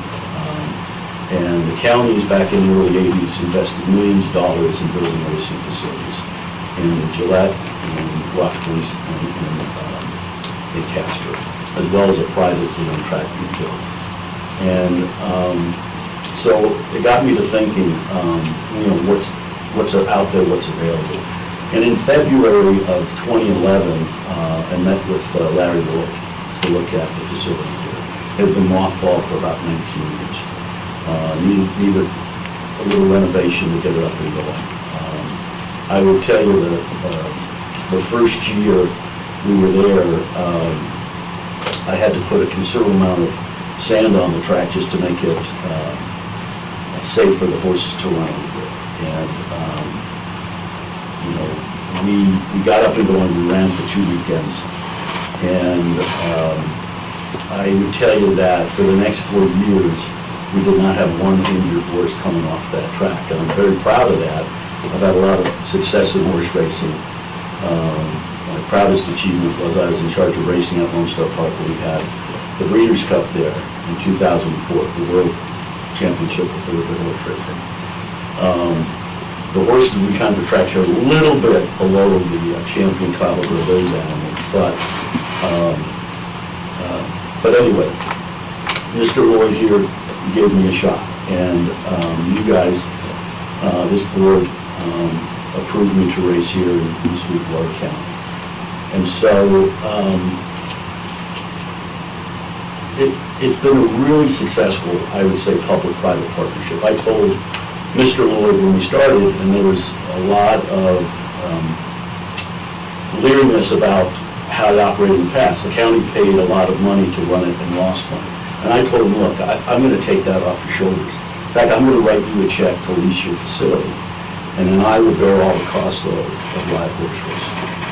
So period, paragraph, turn the page. back in April of 2012, I had a meeting with the late Senator John Schiffer and with the governor of the state to talk about horse racing. And I said, look, we've got it up and going, but the revenue's not there to really expand it. And the state of Kentucky just passed legislation to allow wagering, pari-mutuel wagering on historic horse racing. And it's really made a difference in Kentucky. You wouldn't think Kentucky needed that, but because the surrounding states had casinos at racetracks, they were losing brood mares and stallions, and it's really turned things around in Kentucky. And so, in that conversation, nobody was representing the cities and counties there. We were talking, and the governor said, look, the state has enough revenue. What I'd like to see is a diversified revenue stream going directly to the cities and counties. And that was the deal that was struck. And like I said, it has really, I think, made a difference to a lot of the cities and counties. Over the past 5 years, I know that this county's received $1.6 million. City of Rock Springs, equal amount. It has changed the fortunes of the people that are in horse racing in the state. The owners, the breeders, the farriers, the vets. It has really pumped in revenues to the point where people are coming into the state from Utah, Colorado, and buying property here to raise Wyoming-bred racehorses. So again, it all started in Sweetwater County. We hit a bump in the road in 2015 when the Attorney General said that the system we were using did not conform to state statutes. So we had to scrap millions of dollars in investment and reinvest in getting something that would conform to state law. And so if I showed you the revenue stream coming, it was a little dip right after 2015 we've been increasing, by 30% over the last 3-4 years. And so, that's where we started. And again, I think it's been a productive private-public partnership. We've made do with a lot of things. And at present, when I started, I think there was $10,000 worth of incentives for people to breed Wyoming-bred racehorses. This year, there's going to be $3 million. And so and there was 4 days of racing, now there's 32 days of racing. In the state. So we race 3 weekends here. So, what's the future of horse racing? And I'll just tell you a little bit what I've done, what I've spent. I don't own that facility. It's owned by the county. I've invested considerable amount of money into things like sand. I've probably spent over $100,000 in adding sand to the racetrack. We have brought in a state-of-the-art safety rail over from England. Invested about another $150,000 in that. We've probably purchased over the years $250,000 in equipment to just maintain the racing surface. We had to do repairs that we paid for patrol cameras, towers, for the stewards to be able to videotape all the races. Now, I'm just the tenant, and the tenant doesn't mind patching the roof and fixing the plumbing if he has to. But there are some capital improvements that need to be done if we're going to move forward. And when we first started, everybody was just so happy to have horse racing back. And we probably came right up to the limit of what was safe and what was not safe. But we've put up with stuff over the years that now we're looking at that are going to cost some money. Now, what I'm going to tell you are these are things that we need for horse racing, but they also would have a multi-use function for any other events that are going to be out there. I'll just give you a for instance. We have no race office. We have no jocks room. I mean, we're in a small hall. We make do with it and put our own Wi-Fi equipment in there. The Jocks Room is an old dilapidated trailer. There's no restroom facilities in it. All the other racing facilities have a Jocks Room that has showers and toilets and what have you. Our guys got to go out to a portage lot, during the races. They've got to relieve themselves. And so we need a facility that is, I guess, up to industry norms to conduct the races there. One of the things that I purchase on a yearly basis is $1 million accident and disability policy for our jockeys. It's a very dangerous profession. How'd you like to have a profession where they follow you around in an ambulance as you're working? But we looked at some issues with the placement of the finish line. A lot of accidents that we've seen happen are going into, as they cross the finish line, they don't have enough room to start pulling up the horses, and they're going full speed around that turn. But in order to move the finish line, there's a steward stand or box up on top of the grandstand where they look at things and adjudicate the races and what have you. And it's about the size of a phone booth, and we got 6 people in there. We have 3 stewards, we have a track announcer, we have a camera operator, and we have a photo finish operator up there. That would have to be moved down towards the end of the grandstand. Now, all these things take money. All these things require planning, budgeting, and as Larry and I were talking, looking around for where could we find some revenue to do this. And there's this revenue stream coming in here from historic horse racing. And by attachment, it comes from live horse racing. I need a facility to conduct live horse racing. I don't think I can conduct 16 days of live horse racing at just one facility, just because over the years, over the course of 20 years, in the absence of horse racing, all these facilities made other plans, and there's all these other events that are coming in and what have you. So it's tough for us to find a spot where we can fit in to just get 3 weeks in, let alone 6 or 7 weeks in. So, with that, we feel like we've been blessed with this opportunity. I would love to invest in capital projects, but what my role is, the way I see our partnership, public-private partnership, is I just invested $750,000 in historic horse racing terminals in a bar 2 blocks away. And that's going to generate probably over the course of the next 10 years, for you folks, $750,000 to $1 million. $750,000 to $1 million. And so, we're happy to do the heavy lifting. We're happy to do the spending. We're just asking, I guess, for a little recognition of where it all came from, where it all started, and to have this body lead. And hopefully, what we're looking for is to say, we can dedicate X percentage of the revenues that come in from historic horse racing to improve the facility with live horse racing. And by connection too, it's going to improve the overall facility for a whole bunch of different events. So that's really where we're at. Like I said, we've got industry standards that the Pari-Mutuel Commission is looking at us to improve the places where we race, and we have organizations like the American Quarter Horse Association coming in, looking over our shoulders to see where we're at.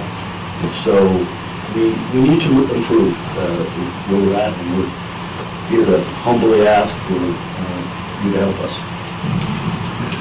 What you're really asking for, I think, Jim, to make sure I understand, the county's has received $1.6 million since this started, so to earmark some of that back to the events complex to make improvements out there. Is that? That's correct, and this is an ask that we're going to go to Green River with and to Rock Springs with, and that's and I'll just put in I mean, if we had a percentage creating the pool, we could take even the money that I pay in lease payments and get a significant amount of money. And I mean, Larry would know what a significant amount of money would. In my mind, you know, if it's, you know, a couple $100,000 a year and over 5 years, it's, you know, over $1 million, you can do something real with that money. So.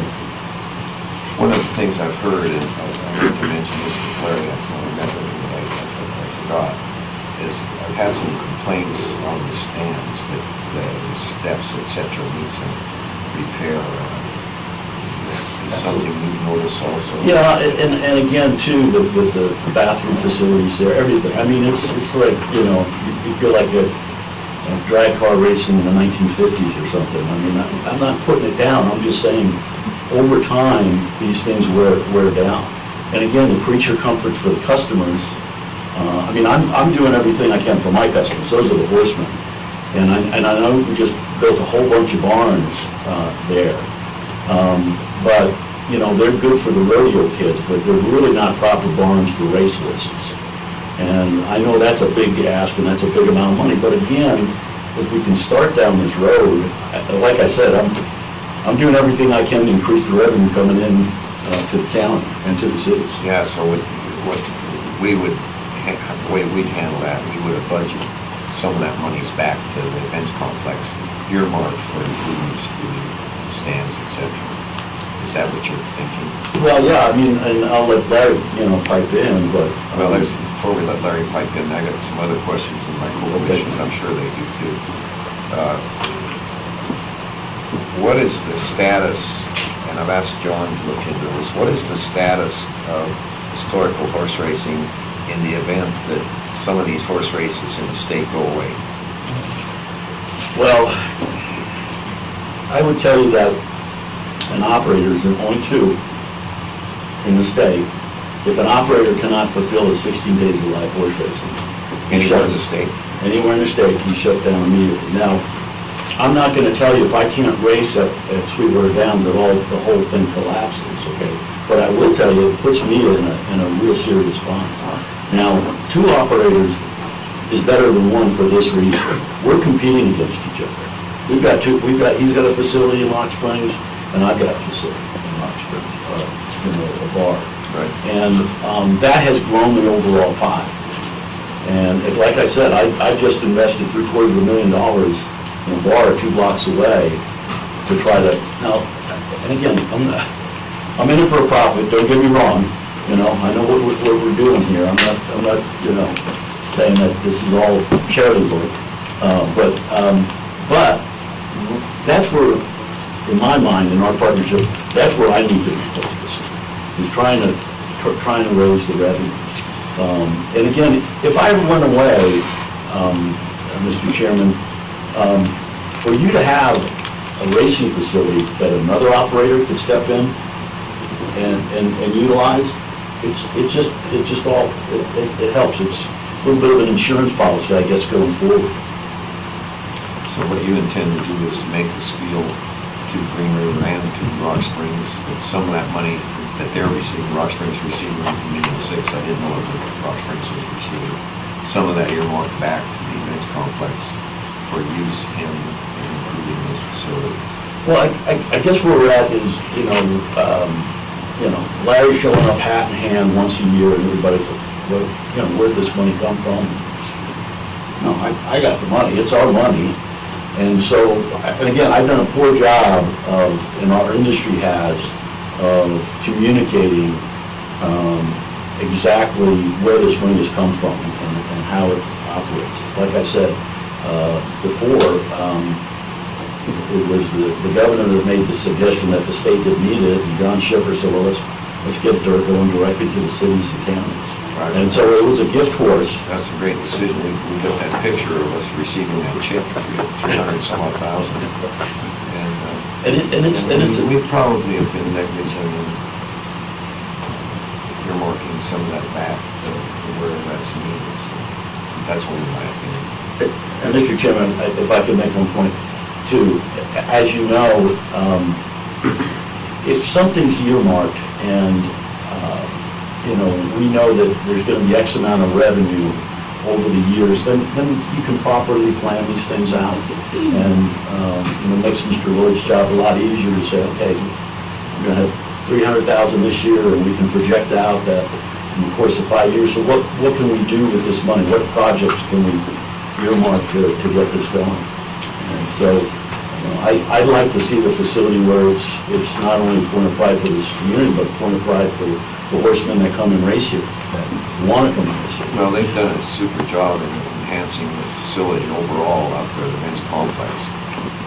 Maybe this area has been affected with the overall the men's complex has done a great job. We talked about it this morning. Larry, do you have anything you want to add to what Eugene said? I echo what Eugene has just said. It's a revenue generating facility for the counties and the city. In order for us to continue to maintain that facility, we've got to have a revenue stream back that's dedicated to those improvements that Eugene just mentioned. But not only that, it's about all the other events that take place at that same facility. But if you go into the men's restroom, you're still, there's a trough going down the middle of or down the side of the people use for going to the bathroom, for example. This is very antiquated facility, and we need windbreaks on the western side of the bleachers. It's all these things that need to be taken care of, and it all takes money. And I think what we're talking about, what Eugene and I agree to, is that we need to start putting some of the money that's generated back into the facility for future generations. And I think this is a great way of doing it. We just have to get our feet well planted and move forward with it. The facility, for the most part, is becoming dilapidated. Yeah, I think you're right. I think it complements the National High School Rodeo, for example, there with stands and all the facilities there. I think it's a reasonable request in my opinion. We'll let our other commissioners speak to it. I recognize that it's been well received in the community, both Rock Springs being there. A lot of people really enjoy this off-site. Historical horse racing, I guess it's properly named. Commissioners, do you have any questions? Would you anticipate just maintaining, if improvements are made, we need this just to maintain where we're at, or you imagine it will grow, create more revenue over time, perhaps expand racing even, or what do you think would happen with improvements to this area? Well, thank you, Commissioner Smith. Mr. Chairman, I would anticipate, right now, when we've started, when we ran those first 4 days, we had maybe 200 horses show up, okay? We're peaking now over 600 horses showing up, and that will grow. And by growing, it allows us to expand out our race program. Right now, we're running 3 weekends. Ideally, for us, it would be 4 weekends to stretch the racing. Just because in the quarter horse world, you have trial races, and then 2 weeks later, the final. And so that you can stretch out your trial weekends over the first 2 weekends and the finals of the last 2 weekends. We get horsemen coming down from Canada, from California, Texas, right now. It's a let's call it a mini high school rodeo, okay? But I feel calls all the time from horsemen that have heard about us. Our purse structure, I think our bottom purse when we first started was $1,200. Now our bottom purses are $5,000–6,000, and so that's caught the attention of a lot of horsemen from out of state.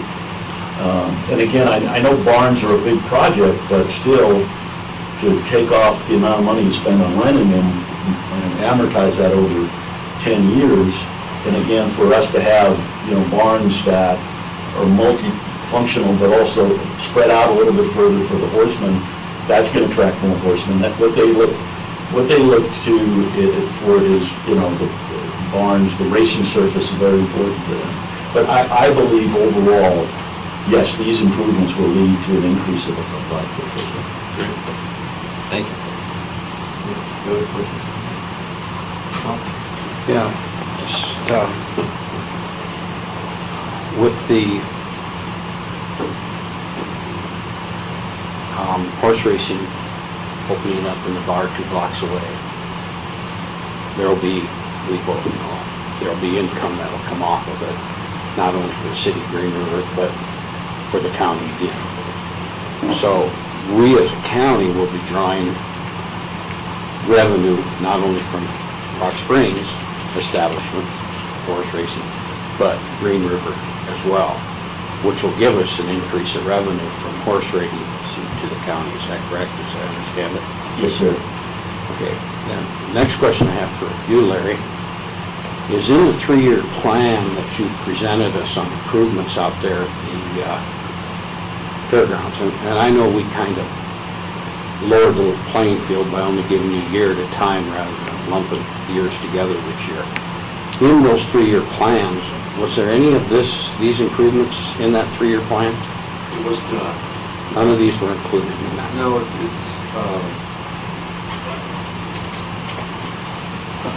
we have to, we took the plan that we presented to this board and concentrated on the main structure of the event complex. This issue with the grandstands for horse racing purposes really should be addressed separately.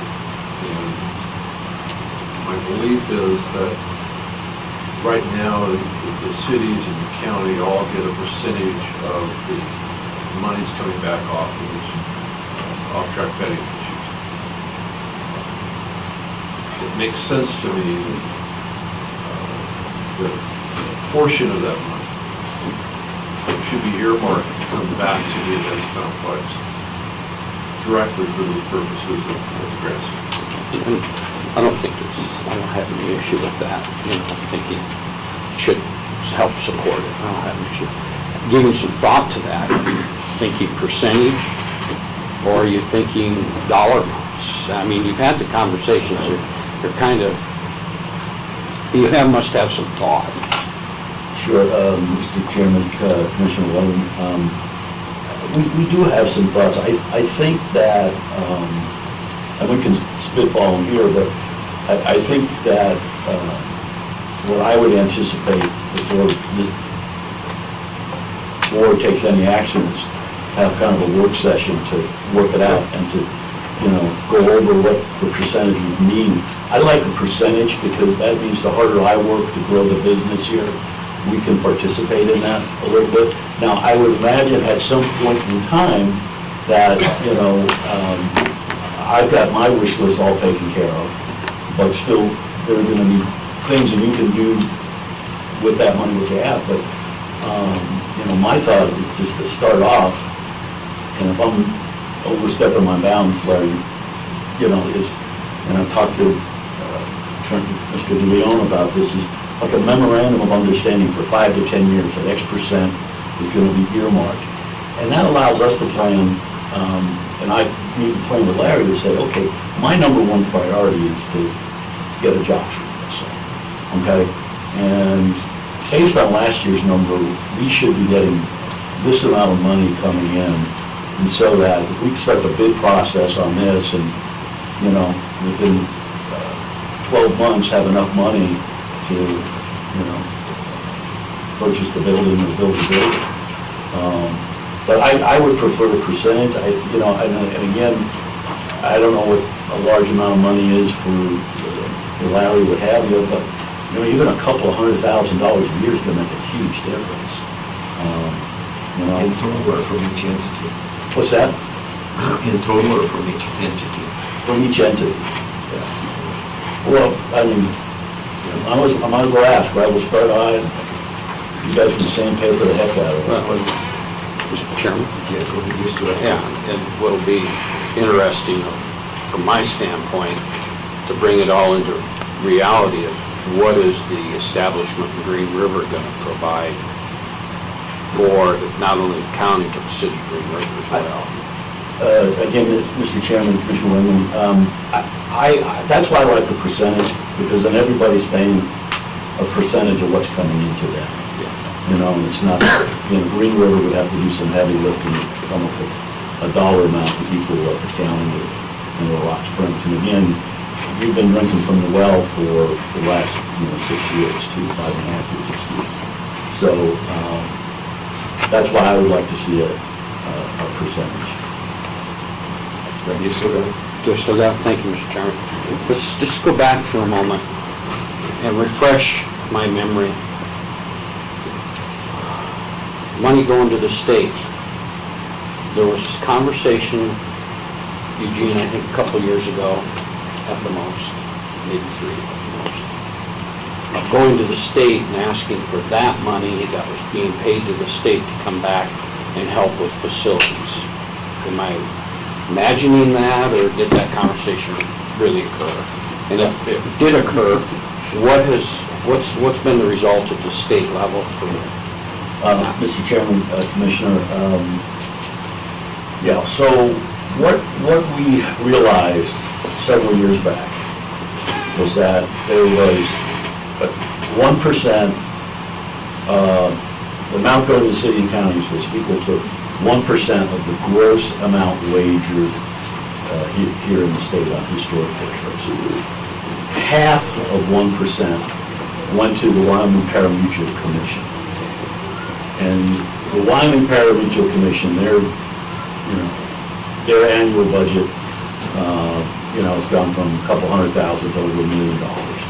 But still, they were accumulating money at such a rate that all of a sudden they had $6 million in their bank account.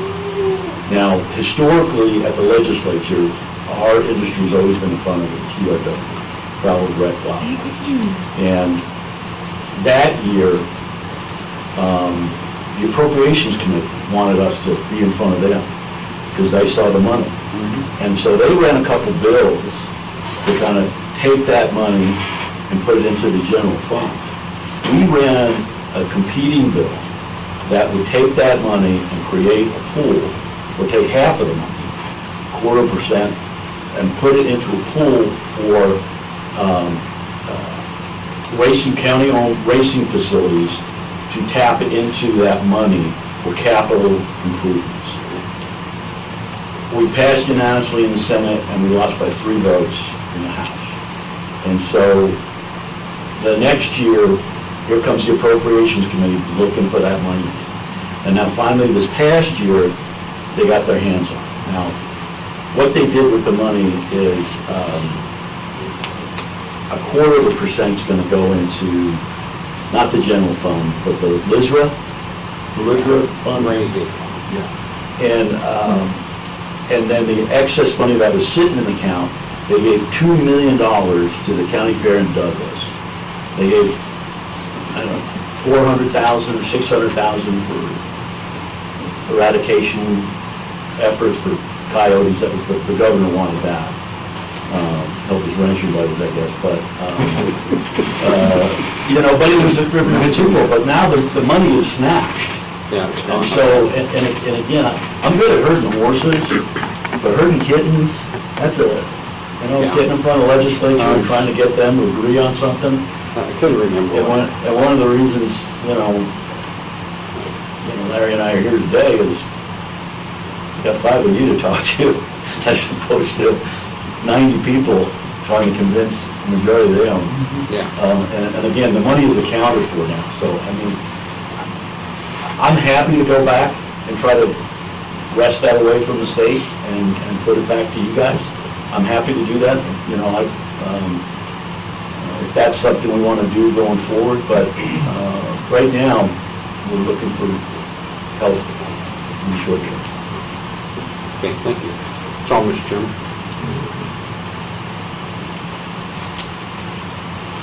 With the events complex, with us, a portion of our revenue coming to the county, Is the events complex also willing to put a portion of the revenue generated from this to these improvements as well?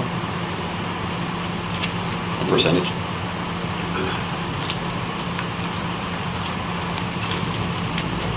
You know, I think that the events complex overall, we're not 100% self-supporting, but we're close. And, you know, we get a portion from the county. That money all goes back into the facility. As far as putting it back into earmarking some of that into the events, into the horse racing portion of that, you know, we get money from Eugene, and that money goes back into the facility at the grandstand. And but we're losing ground every year. We're just losing. So I hope I am answering your question about if we're earmarking monies to go back into the grandstand project or the horse racing, we would probably earmark the monies that we get from Eugene back into that. Yes. Is that your only source of revenue when it comes to the horse racing? Yes. No concessions or anything like that? Thank you. Yeah, Mr. Joyce, you'd mentioned the AG ruling in 2015 where they had deemed the machines illegal and not based on historic horse racing. Do you see any of that as a concern potentially in the future? Because I know that there's been a couple rumblings of that in the last year, concerns if it really is gambling or historic horse racing. Do you see that as a future AG concern at all? Mr. Chairman, Commissioner Lloyd, yeah, I think the dark cloud on the horizon for us, and again, going back to the AG's ruling, that was a good thing. I mean, we took our medicine, but what he ruled was that there was too many elements of chance in the way the software operated. And so we went back and retooled and what have you. So I don't believe there's anything on the legal horizon that could trip us up. But you bring up these other, let's call them illegal gambling devices, that is like a virus right now. I mean, they are spreading so fast because no one will stop them. And that's probably a different discussion for another time with you and the county attorney and the sheriff and what have you. But the only approved gambling device in the state of Wyoming is a historic horse racing terminal. And they're located in 17 locations, and they have a big sticker on it from the Pari-Mutuel Commission on each one of them. Anything else is operating illegally. And I don't know, it's very frustrating to see the absolute inaction by the counties and the cities regarding these things, looking the other way, saying it's not our expertise, we don't want to do this. And I'll tell you what happened 2 or 3 years ago. The liquor lobby snuck in a bill. They said it was a cleanup bill for the liquor laws, and they took out all the references to gambling in the liquor laws. And they said, well, the liquor division doesn't have the staff on this, so it doesn't pertain to us, blah, blah, blah. Unintended consequences? No, I think they knew exactly what they were doing. And the bar owners have come up with this story about how we're decimating their business. Although I don't see a lot of bars going out of business, I don't see a lot of liquor licenses going back to the county, going back to the cities. And so everybody, I don't know why they stood down. And again, we've gone to the AG's had a ruling, and yet here they are. That will eventually start eroding into our business, and they're operating tax-free and illegal. And I will tell you, and this, you know, I don't want this to sound too flippant, but I've got partners, I've got investors, I've got bankers. And at some point, they're going to say, why are you taking 25% of your revenues and giving it to the state on a weekly basis when we're just going to call this a school game?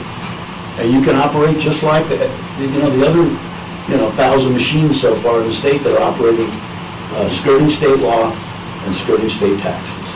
And so that is a dark cloud on the horizon for us as an industry. And just one last question, just to make sure I understand. Under the law, for you to have the historic racing machines, you just have to run 16 live horsing gates, and it's not geographically based. It could be anywhere. It could be in one location, and you can have the machines wherever. It's just a minimum of 16 gates, correct? That's correct, Mr. Chairman, Commissioner White. That is correct. But like I said, I don't own a racetrack, and so in order to get my 16 days in, I need to bounce around a little bit. I think that it's a reasonable request that some of this money we're getting from this should go back to the facility. How it goes back, I personally have a preference. I'd like to know what that number is. 200,000, if that's what you need from the county, and ask that from the city of Rock Springs, and a lesser amount possibly from Green River, because they're just getting started. I surely can support that, and I think we should earmark that for the areas that you're talking about. Because while it's helping horse racing out there, it's also helping everything else, because the rodeo, everything, if that money's put into those facilities, those stands, for example, they're used by every event that has to do with the rodeo or whether it's horse racing. So I have my preference would be a fixed amount. And if you throw out 200,000, I don't know when you need that money, but I think if it's needed right away, that can be arranged. And that's only me, and it's going to take this commission to decide that. But I think that's a reasonable request. I think what you're doing has been extremely well received in Sweetwater County. And if we were to lose it now, I think there'd be a big outcry. Because a lot of the monies that we're talking about, if they weren't being generated in Sweetwater County, those dollars would be down in Wendover or Mesquite or in other places, or up in Riverton now. But those dollars are staying in Sweetwater County now. And, I think we need to support that. And the way we support that is by putting money into the facility for those races. I surely can support that. Doc? Yeah, we talk $200,000, and I take a look with the new entity coming aboard that's going to generate dollars for the county. Green River's not much different than Rock Springs. Everybody likes the recreation of the machines. And Mr. Chairman, I truly believe that in a short amount of time, the amount of money to put back into this facility could be supported just purely coming off the new dollars out of Green River. And I think in time it'll be more than that, so it won't be a strain to us. So, I think through the MOU we can find out how it's going to be controlled and have those questions. But, with Green River coming aboard and looking at it, and no strain to our budget, I guess the big spin-off is that we start improving our facilities for other events. That same area. So I'm with you. I'm aboard. Especially when I've heard complaints about those stands. I think what I'm hearing, I meant talking about that, Larry, there's repairs that need to be done immediately to those stands. And that's why I say if we could make that money available to you, in my opinion, by budget, to take care of that. So I support it, Gene, as I did originally. And we were right. This commission was right. $1.6 million has come back into the county, your number, and $1.6 million in Rock Springs. And it's been well received. There's people don't like it. But I think the people they don't have to do it if they don't want to go out there and do it. And the people that are generating that, I really believe they would be going somewhere else to do it. Why not let them do it here in Sweetwater County? And then let the entire county benefit. Mr. Chairman, I agree with everything you said. I would tell you that the purpose of me coming before you today was to just get your attention to what the problem is. What I hope we could do is we, Mr. Lloyd, get together and really put pen to paper and come back with a proposal. And again, this was just a starting point. You're the biggest dog in the county, but we're going to make the same pitch to Green River and to Rock Springs. And so what we're hoping is that, through the leadership of this body, that they will get on board. And so it's apples to apples for everybody of what's going to be, earmarked for that. And again, it allows us to plan going forward. Well, what I'm suggesting is Rock Springs got $1.6 million. So I don't care what the number is. You guys can work that out, but let's assume it's 200,000. I think we'll put up 200,000. If the City of Rock Springs should put up 200,000 and give a reprieve to Green River until such time as they know what they're going to generate. Because we don't know what's going to happen in Green River. But if this money is needed now, and I do think it is needed now. Agree. All you have to do is go out there and look. The one thing you said, Larry, is you want some kind of windscreen on the west side of that. You realize how big that would have to be. It's a good idea, but man, that when that wind blows through there, it really blows. It's not windy out there at all. I just want to make that point. We're in the Quiet zone? Yeah, right. Good enough. Yeah, I think as we move forward with this and that, I don't know how my fellow commissioners feel, but I truly believe prioritize, plan over time, priority do projects, and that type of thing, rather than shooting from the hip. We'll do this time and this other time. Repairs is a different story. You gotta have those all the time. But major projects, we'd like to, be near and dear to that, if you don't mind. Mr. Chairman, Mr. Commissioner, when I think about it, let's say, race office, jocks room, those are facilities that, we're gonna use them 3 weeks out of the year. There's another 49 weeks, and again, the race office becomes the media center for the high school rodeo. Some group can rent that out, and, the showers and the locker rooms for the jocks, have a use for other events out there. Combine it into one building, and, but again, a lot of this takes planning, and I think, like I said, I think Mr. Lloyd and I are going to sit down and we're going to figure out really what the needs are, and we're going to come back with a comprehensive plan, a 5-year, 10-year plan. Well, what I would suggest is that we hear what you're saying. Correct me if I'm wrong. You need to get to Rock Springs soon. Right. And see whether they're willing to do that. The amounts are flexible, but you throw out 200, I think it's a reasonable request. Okay. And you've got 400,000 that we could earmark immediately to start the repairs to those areas you're talking about. If Larry's on board with that, and John can look at a memorandum of understanding on it. Okay. Because I think it's a reasonable request, and it's funded, it's already funded. Okay. And the other thing that just irks, anytime that Cheyenne gets involved, they keep the monies, and they're generated here. Anything, it's only a one-way street when it heads east. It never comes back. And it happens not only in Cheyenne, it happens in Washington, D.C., and the people take it in the shorts when that happens. And that's not fair to the people where these monies are generated, whether it's oil and gas or whether it's horse racing. It's still the same. And I think there's got to be some way where we can stop that from happening. And our local legislators need to understand that also, because they've got to carry that message to Cheyenne. Because they're the ones that can see with these checks that are coming to us. They need to see, where those benefits are, how we're spending that money to improve facilities within Sweetwater County.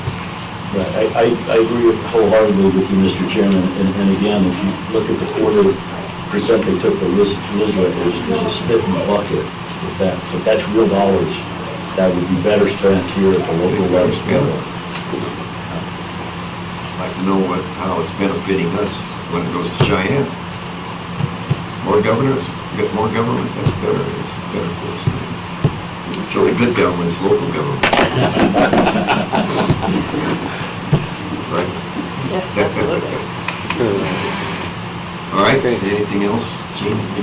Larry, do you understand what we're saying here? Sure. I think that, I want to think that $3 million that was setting up in the state level, and the legislature came in and scooped that up and moved it to something completely opposite of what we're talking about today. And I think we were within a few steps of trying to get that money gone. And you're right. Once it gets to Cheyenne, it's problematic about trying to get it back out to the local level. Mr. Chairman, the other thing that's exactly right is what you said. People that made that decision, because they're the majorities on those committees and stuff, are the east side of the state. Absolutely. So, we're against the 8 ball coming out of the chute. Well, in closing, Mr. Chairman, I've got a lot of faults, but ingratitude's not one of them. And I really appreciate the support that my individual company and our industry has had from this board for the past 9 years. So, thank you. Eugene, it wouldn't have happened without you. We understand that. Thanks for the hand up. Okay, thank you.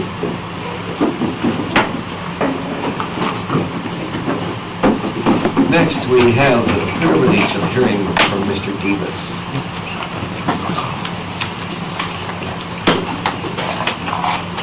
Welcome, Dave. Good morning.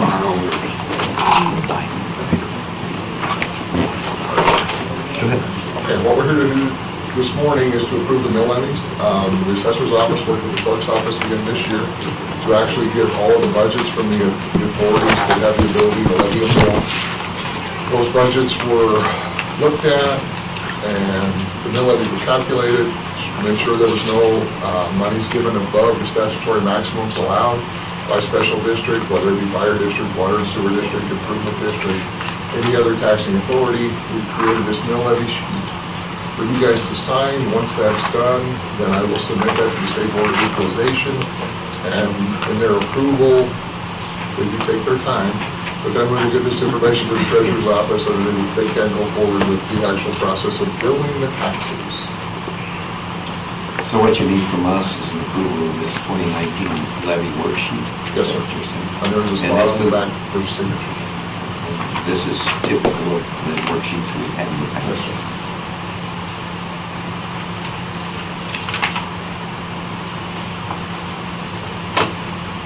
Where do you sign this thing?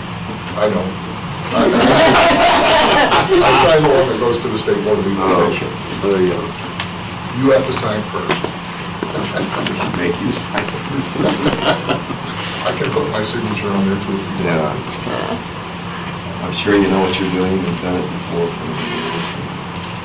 Who all looks at this? Does Rob look at this, for example? He sees it when it's done. Actually, the county clerk's office looks at the budgets. In my office, we actually are very careful with this. This is, if you screw this up, this is a huge project to fix. So we look at it very carefully. I look at it individually to begin with, and then I have 2 other people in my office to make sure that this comes out exactly, and we're checking to make sure the numbers are all correct. So it's looked at again, and then looked at one more time, and then we start over and basically look at it all over, just to make sure we don't screw up. So we try and make sure we're very, very thorough with this. It's a big job, very important. Questions, Commissioners? Just, yeah, Dave, do you see any concerns in what you presented? Is it all filled? You say you've done the double checks, but are there any of the numbers concerning to you or anything? No, not at all. I mean, one of the things that came up is the valley up in Farson had a substantial drop in their valuation, and it was due to underground coal. That value has been up and down, and this was a year it was down, so they actually had to, the new rural healthcare district thought they were gonna get some more money than what they actually did get. They can only levy 2 mills without voter approval, so they levied the 2 mills. Their budget came in thinking they were gonna have more than that, and the valuation just didn't calculate with that mill levy to get what they needed. They're aware of it now. They're getting started. Anytime that happens, we let them know, you know, you levied this much, but you're only gonna get this much based on the value numbers that are in budget. And did I hear you say that it's due to the downturn in underground coal? Yes, sir.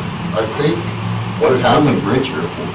and I think what they were doing is they were mining in that tax district, even though it was Oh, okay. underground. All It was right. actually in that tax The district. location where they were harvesting the coal. Exactly. So that value at one point had been substantially higher. So they were questioning the amount of their valuation and what it was going to do to those budgets up there.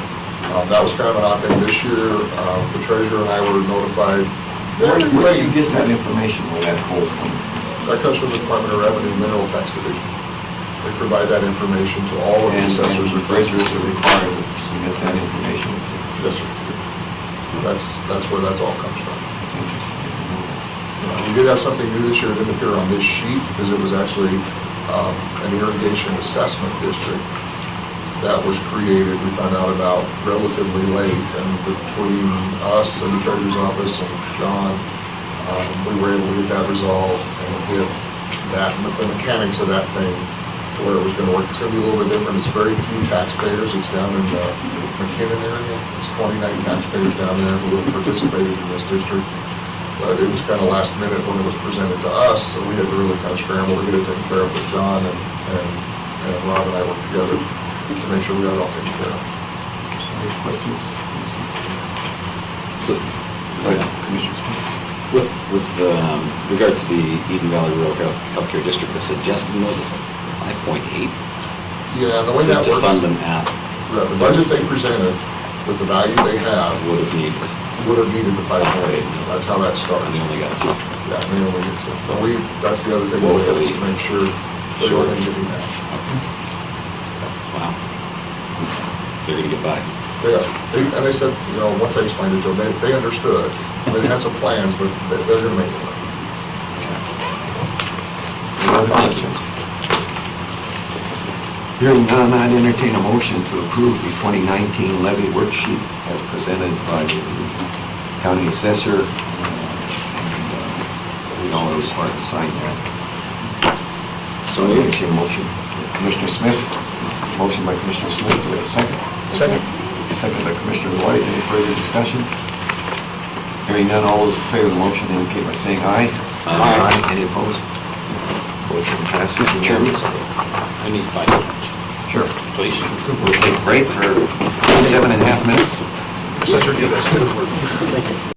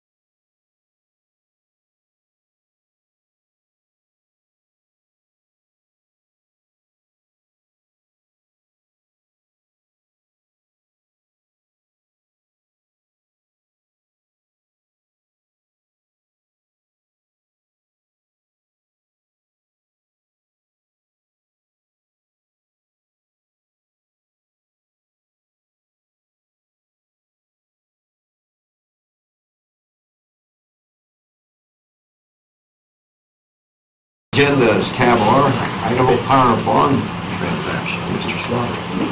Mr. Chairman, Commissioners, today we are here, Rocky Mountain Power is making a request for the chairman to sign an amendment, or in this case, actually signing some new bonds, which were actually pursuant to an agreement that was signed by the county commission back in 2006. Came through an email to Deputy Attorney De Leon, and so he called me to take a look at this, and so we've had several discussions with respect to what's going on here and what they're doing, and he felt it would be appropriate probably this time for me to come in and try and give you a little bit of a background with having new commissioners and things of that nature to fill you in on what the process has been in the past and what's gotten us to this point and what's really taking place. So basically what took place in 2006 was the commission drafted a resolution to provide pollution control revenue bonds for Idaho Power. It was For all of the units, all 4 units. it was actually to refund 3 series of bond issues that they did from 1996. I don't know what the specifics of those 3 bond issues were. They did, the Series A bond was $68 million, the Series B bond was $24.2 million, and the Series C bond was $24 million that was originally funded in 1996. All for pollution control. Yes, all for pollution control. They came in, and I'm sure what happened at that point in time, interest rates had changed, they had an opportunity to fund this at a lesser level, a lesser interest level. So they came in to refund the entire issue at $116,300,000. The commission at that time chose to do that, and we'll talk about the reason for that in just a minute. But basically at that time, it was approved by the commission, had to be signed by the chairman of the commission at that time, Chairman Pallison. Commissioner Johnson was on the commission at that point in time, and Commissioner Oldfield was there, so I'm sure Commissioner Johnson remembers what took place at this time. Subsequent to that, an indenture was created for this issue, and in that indenture, Rocky Mountain Power is assigned all of the liability, all of the responsibilities for making payments on the debt service schedule, and all of that information going forward. Subsequent to that, in 2009, they came to the commissioners, and up to that point in time, there had been a bank guarantee on that money. At the time, under the indenture, for any change to be made, the commission had to once again approve of that change. And so in a resolution in 2009, a new commission with Chairman Basie, Commissioner Walker, and Commissioner Wanacott heard what was pertaining to that issue at that point in time in deleting that guarantee that was on those bonds, and chose to do a resolution at that time in 2009. So they approved that at that point. Now, the key to this is, because Sweetwater County is a political subdivision of the state of Wyoming, we have the ability to go out for revenue bonds. A company such as Rocky Mountain Power doesn't have any authority to do that. But because the county can then be a conduit for that issue, the company can petition the county to do that at that point in time. And at that time, the commission chose to be the conduit for these bonds. Once again, doing pollution control, certainly a benefit to the county, and that was what was done at that time. So through that indenture, that's 143 pages long, but there's a section that provides in section 2.04 and 2.05 that they can exchange bonds, or they can do things during the course of the indenture. The maturity of these bonds is actually set to expire in 2026.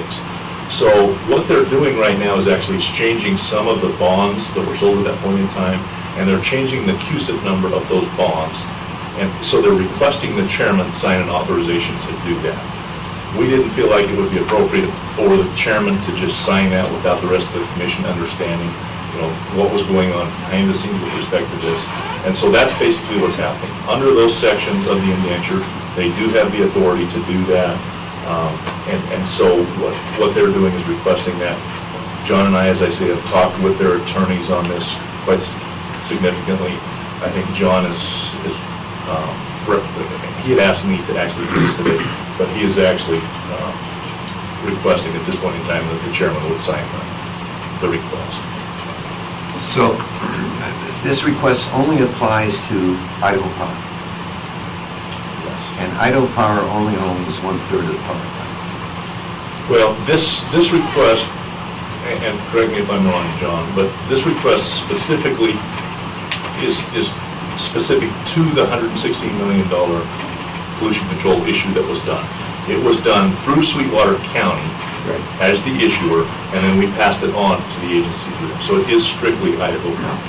So it has to do with pollution control. It was supposed to have been put on all 4 units. And I think only 2 of the units have had the pollution control put on. And the rumor is that they don't intend to put the pollution control on the other 2 units because they plan on shutting them down. Do you know that? That I do not know. John, do you know anything about that? Have not been informed of that. My understanding, Mr. Chairman, was that this project was completed back at that time. They got the money up front, and we're just now in the process of paying. We don't have anything to do with this. They are in the process of just paying us off through the debt service schedule. So the work that they had done on this was done way back. So anything that they were going to do, I believe, has previously been done. They're not currently working. I don't believe that. That's my understanding. That's fine. So, in your opinion, we're obligated to honor this request per prior agreements that were made by this commission? Not obligated, but it is, in order for them to get the better rates, they would need to change the number in order to get better rates. So in your opinion, it only has to do with the rates on these bonds? Correct. It has nothing to do with the obligation of the bonds? Does not. For the work, etc.? Correct.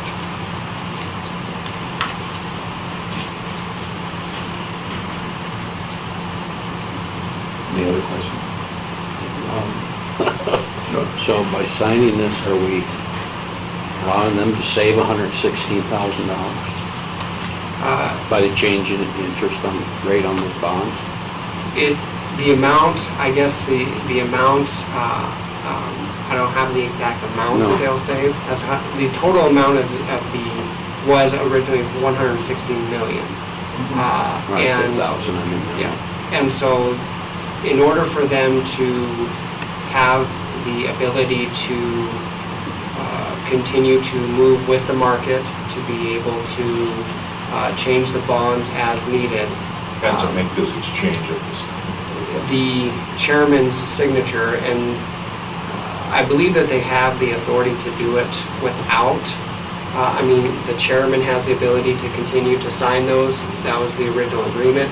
I think the primary purpose of coming before the board is because there are new commissioners. It's something that if you weren't part of this process back in '96, you wouldn't necessarily know that this is out there. So I think it's in large part informative in nature, but again, it is to be able to change bonds, to be able to get the best rates possible on the original $116 million. See, the total amount, as I recall, we're only talking Idaho Power. The total amount of those pollution control expenditures was close to $1 billion. And it was for the 4 units. And I believe they've only completed 2 of those units. And the intent is probably, and they shouldn't have been required to put any of it on, in my opinion, because the incremental benefit of that was not justifiable for $1 billion to do that. That further undermined the economics of coal power plants. Well, and then in their resource plan, they're talking about shutting down 2 of the units very, very near future. I'm willing to bet that the 2 they're talking about in the near futures are the ones that doesn't have the so why spend the money again? That's what I think. But Yeah, that's my understanding from the meetings that I've been to at Rocky Mountain Power. so I can only speak for myself. There's nothing that I want to do that's going to facilitate Rocky Mountain Power to do what they're planning to do, because of, you've seen the letter we've written to our Washington delegation. It's going to be devastating to Sweetwater County if and when that happens. Let me ask a question, Mr. Chairman. If you don't sign it, what happens? That's what I'm after. Mr. Chairman, my suspicion would be that, well, obviously they couldn't make the changes. My suspicion is that the attorney in Idaho Power Company will consider... Legal action? No, not legal action. Consider the benefit of addressing any of the other concerns that the commission may have. I'd like, Rob's sitting here having to answer questions for Idaho Power. Yeah. I'd like to have Idaho Power answering questions for Idaho Power and Rocky Mountain Power. And let the people of Sweetwater County know what they're doing. I can certainly pass that along if that is what the board would like. My position on it, if it requires my signature, I'm not willing to sign it with the knowledge I have of what they're asking. Mr. Chairman, does the motion have to be in the positive tense or can it be in the negative tense? Technically, motions are... In the positive. If you don't want them to pass, you can vote against them. Would you like a motion that you don't sign it, Mr. Chairman? I think that would be appropriate until such time as we get better explanation directly from Idaho Power relative to this. So therefore, the motion's going to be in the positive tense as, I'll make a motion that the chairman signs the agreement. Basically, the pollution control revenue refunding bonds to Idaho Power Company projects of $116,300,000.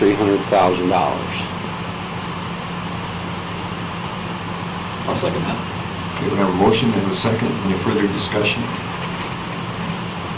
Hearing none, all those in favor of the motion indicate by saying aye. I'd like it done by roll call, Roy. What's that? Roll call. How are you voting relative to that So, motion?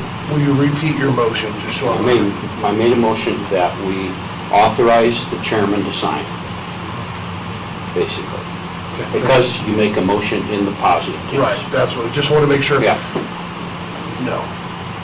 No. No. No. Let the record show that all five commissioners reject the request from Idaho Power. And obviously, until such time as Idaho Power comes and sits in your chair, talks to us. Okay. Talks to the people of Sweetwater County. Yeah, give it a call, give it a turn. So, Right, thanks, Rob. yeah, Mr. Chairman, when you get to other, we've got another issue to talk about that came about late last week. Once again, I've had conversations with John on it, so if I could speak to you for 5 minutes on that when we get to other, I'd appreciate it. Yeah, we got one before that. So Right. next, we have a discussion to move forward relative to the county-owned vacant facility process that's ongoing. And we've asked Gary McLean to come forward and talk about it. And Gene, if you'd like to join in, please.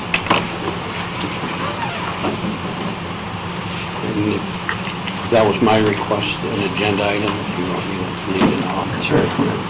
Okay, the reason I put this request down was twofold, and one of them will deal with the museum, so I'll wait till you get some input on it. The other one is basically in conversations with representation from the city of Rock Springs and police officer Pacheco and them. There's been a question regarding C Street, and I guess the question is more, Ben, is when it comes time to declare those facilities as what's the word? Surplus, thank you. They're wondering if, what they're wondering is if there are players in consideration, but even more so, if could have an opportunity to start looking at that is specifically C Street. So with that in mind, that's the main question. So I know, Mr. Chairman, you're the liaison for facilities. I told him I'd bring the question forward, and I asked Gene and Gary to be here so we could talk, more specifically as to how that plan works out, and if we want to make that facility accessible for them to start looking at and determining if it'll even begin to meet their needs prior to us declaring it a surplus. Yeah, just, the history of this starts probably before some of you were on this commission, is that we asked the facilities committee, there was a committee that was formed to inventory all of the facilities that we have. We consolidated, we built new facilities. There's potentially plans to build two other facilities in the near future. So we wanted to be in a position to know what facilities are going to be vacant, and what we might want to do with them. The idea being that at some point we would want to sell them and possibly use those funds to offset some expenses of building the new facilities. The idea of that would be is that we would not go forward with the sale of those until such time as the decision has been made by the commission as to whether we wanted to build one or two facilities for road and bridge and wildlife fires, or not one or none. That was the discussion that still is to be held. In conjunction with that is that we've asked EDA to get on the agenda, which they've done for our next meeting, to show us what they've done with that project relative to the two facilities and where we stand on it. And we may be in a position then to decide whether to go forward with one or none, or modifications to what that plan is. But the purpose of what we're talking about today is the timing of that. So I think the question is, do we want to show that to I guess it would be the city council of Rock Springs? I think that Pacheco has shown interest in that for a long while. And I think, Gary, correct me if I'm wrong, have you not shown that facility, or Chuck has? Yeah, I can't speak whether Chuck had. We have not as a group, and there were obviously discussions a long time ago regarding that. As far as I know, no one has seen that building. Maybe you had some conversations with Chuck. I'm not aware that anybody's ever seen it. And I didn't authorize that. If it was done by Chuck, because it's been a long while since they expressed some interest in that facility. My position on it is I stand by what we decided previously, is once we decide what we're going to do with the two new facilities, we're not in a position to make a decision. But as far as showing it, I think if we're going to show it, it should be shown to not only project, well, we shouldn't make that decision for the city of Rock Springs.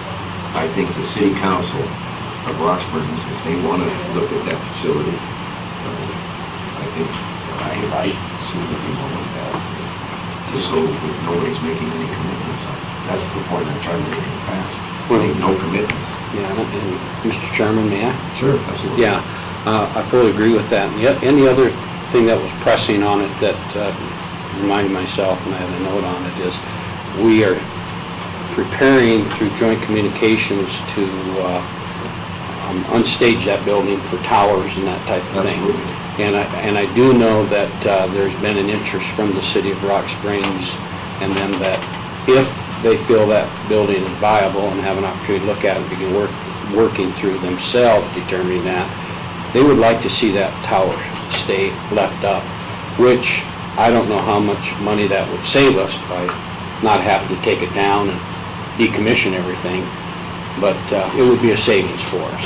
Yeah, well, the plan was, I don't know who's driving that plan, but the plan was is to either move that facility to the area of the detention center and the purchasing warehousing. My understanding is we're gonna put a new tower out there, so this old tower is. Yeah, and we would do that, and there's space available in purchasing warehousing where that could be done. Okay, thank So you. that's something we could address also, but the amount of money that might save us, I don't think that would drive No. that decision. The thing we need to understand is, in my opinion, that's a historic building. We're never going to be able to tear that building down. So at some point, we have to make a decision. Agreed. Are we in agreement then as we authorize whoever Gene and Gary want to, but again, I stress it should be the city council. So we only do this once, let the city council go look at it if they're interested, and not every entity within the city thinks they may want that building. What's your thoughts? I agree.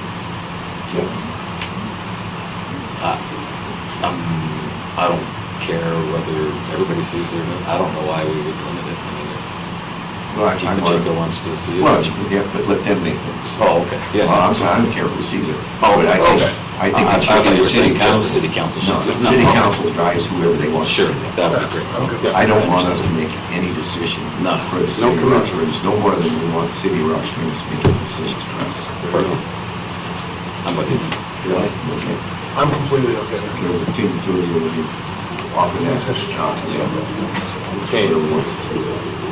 And then on the Yeah, she's- other side is Green River's mayor has requested, as we know, they want to put in for a community or a improvement grant through the Business Council Slid Board, and of course, it's for their depot. And one of the things they would like to incorporate in their planning, understanding how important the museum is I believe they talked with the museum about moving that down there, because Gary, you brought that up a couple times. Yeah, the central issue is that kind of two things coming together independently. The first one is that the city had started the process, City of Green River started the process to redevelop the depot, I don't know, 3 years ago or so. And they've done work to dry it in, improve some of the outside shell things. And they're now looking at the issue of trying to work on the inside with the overall idea of developing some kind of businesses and a draw down there to that location. So they were pursuing that independently. As part of the facility review, which we presented to you guys some months ago, one of the things that came up with the museum regarding the current facility is the complete absence of storage space for the collection. They had been storing the space, I don't know the exact amount, but around $15,500 a year paying for outside storage, which is not, in I think anybody's opinion, adequate for that type of collection. You might store your excess college books there, but it's probably not appropriate for the museum collection. That we have been working with them about using other buildings that we may have surplus space in that may be more appropriate security and certainly more weatherproof. And in the course of that discussion, the depot was brought up as a possibility in that the museum, where they're currently located, has very limited space, not only for storage, but also for displaying collections, which is their primary business. They would like to get more out if they have more place to do that. And so in talking with the museum, and they had already talked with the city about their problem, trying to expand building or anything else that they could do, it came up, what about moving the museum into the depot? So the city, just to see about where that would be with their funding request, talked to the grant agencies, and they felt like that would make their grant application a much stronger application. Because you have sort of the city-county partnership, the community development, preservation of the history, not to mention the fact that there's outside space as well as inside space down there could be used as part of the larger local history exhibits. So at this point, it seems like a good idea. Obviously, the devil's in the details about when and cost and what would have to be done. I think the city needs to move forward.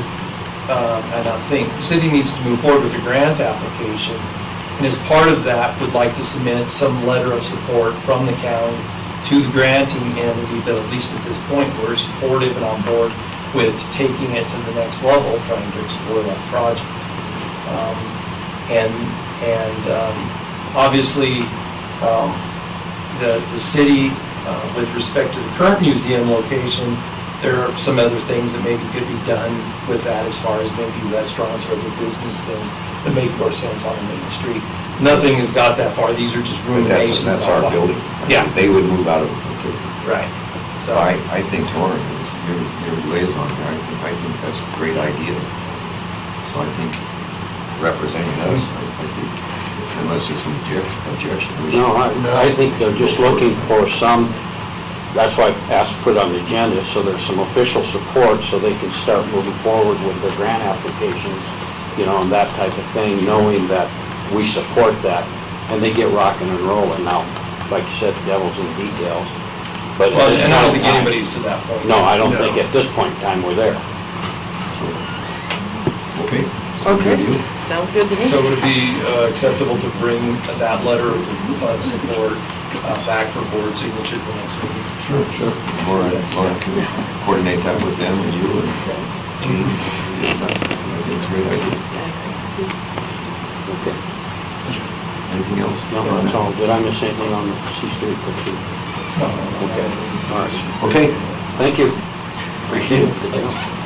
Next, we have other. Mr. Slaughter, what other thing do you have to say to us today? Well, hopefully this is more well-received. You were well received. You were the messenger. Hey, that's okay. Nobody shot you. This is another issue that, I'm representing someone I probably have no business in doing here. But last week, late in the week, I got a call. It was from the mayor of Manila, and he had been passed through the courthouse from several offices to me. And so I told him I would try and help him with this issue. Apparently, Manila has been supplying water for Washington for several years. And they are in the process now of formalizing that process, and they have created a legal document that they would like to have Sweetwater County review and sign so that they can continue providing water for the town of Washington. So he explained that to me. I told him I would get that information to the correct people. I knew it would have to go before the commission. I talked with John at that point in time. And once again, through our conversation, we felt like it would be important that we bring that to you and let you know of it right now. And probably suggest that John have time. He's looked at this and reviewed it, but has time to look at this over the next week or so and then have the board review this at your next meeting. So I wanted you to be aware of that. I told the mayor I would get back to him as soon as I could. They have a council meeting, I believe it's on Thursday night, and he wanted to be able to report to the council. So I told him I would make sure whatever took place with respect to the commission, I would get back to him, and so he was informed. Yeah, I'm aware of what's going on there, and I think that Gene needs, as Public Works Director, needs to be aware of what we're talking about, because it's very difficult for us to support Washington. There used to be great interest on the commission, as you know, when Collison was here. Absolutely. Just wondered where that was going. But we do have to worry about Washington, so I suggest that John look at that and get with Gene also, see if there's anything that we need to be aware of. Also, Eric wants to get involved in this. I will let him know then that it's being reviewed, that it Yeah, will be on the agenda for we the next understand the problem, meeting. and we appreciate what they've been doing. And I will suggest probably to him that it would be a bad idea for him or a representative to be here, so they can answer questions. Pursuant to the This one's previous not as discussion. controversial. I don't have a, No, I understand, you don't need to say anything. there's no fire in this one. No, I understand. There's water in this one. This water, yeah. Okay, I just wanted to make sure, so I can get back to him. Okay, thanks, Rob. Thank you. Thanks, Rob. All right. Anything other? Right here. I need to present the names. Oh, right, excuse me. Right there, it says that. Go ahead. Being as we have the opening on the alternate for the SEDC board, last meeting. Chairman Johnson asked me to review what was presented before and present the board with the names. So we have two options available to us, Janessa Meredith with Travel and Tourism, and Todd Redmond, who's with Dominion Energy. Both of them are on a considerable amount of economic development boards already. I've worked with them in multiple different areas, mining and manufacturing board, as well as the City of Rock Springs Beautification Board. And so I think I've spoken directly with Todd about it. Janessa, I also believe we could pull her in as needed without her being specifically put on the board. So that was kind of my train of thought in both of them. I recommend moving forward with Todd. What's the purpose of this alternate? Well, we lost. Okay. If you'd come to all the meetings, we didn't lose anybody. We doubled with Marty Grove. We put him on, and so did the city of Greenwood. No, we put on our board, the three to SEDC. Right. Was Lauren, Devin, and Eric. Bingham. But the alternate.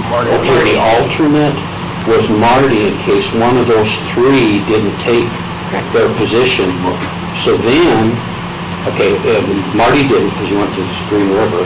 But what will happen then is if any one of these three leave the board, then we as a commissioner will appoint a third person. I mean, a new person to take their place. We need an alternate. For what reason? For those three. For what reason? Why? That would be if one declined. That was the request that we got. No, the request when I brought it was we need to appoint 3 people. And I would like to see us choose an alternate in case one of those 3 don't accept. Have those 3 accepted? Then all 3 of those accepted. Eric's aboard, So what you are aboard. So you're suggesting we don't need an alternate? We don't need an alternate now if Eric or Commissioner Schoenfeld or Devin, any one of those 3 come off the board for some reason, then we'll have to appoint another county representative. And at that point in time, one of these 2 or whoever else you may suggest could be appointed. What's your thoughts, Marty? Well, I think that it's important that we have a backup, but, I mean, this could also serve as, I've spoken with both of them, let the record show that we can discuss it further if... Well, we could still, since you run through this individual, and it's your recommendation, I don't see anything wrong with having a potential alternate for in the event somebody resigns. There you go. I'm not saying That's worth the... And I think that there's no harm in that at all. I was just curious, make sure we have, I wanted to make sure we have the right The problem came with Marty being the alternate. I see that. Yeah. I know exactly how that happened, but we want to have a third alternate in case someone goes off the board and we have it available and as our appointment. I think that's great. All right. What does Todd Redmond do again? He works at Dominion Energy. For what role? He's a local area supervisor. I'm not exactly sure his direct title is. The one thing, kind of looking at the makeup of the CDC board that I think we're missing is people that have actually created actual jobs. And I think that's an important piece of the economic development piece, is having people in that part that, in that system, have been job creators as much as they've been economy creators. And so I think as this board goes forward, I think that's something important to look at.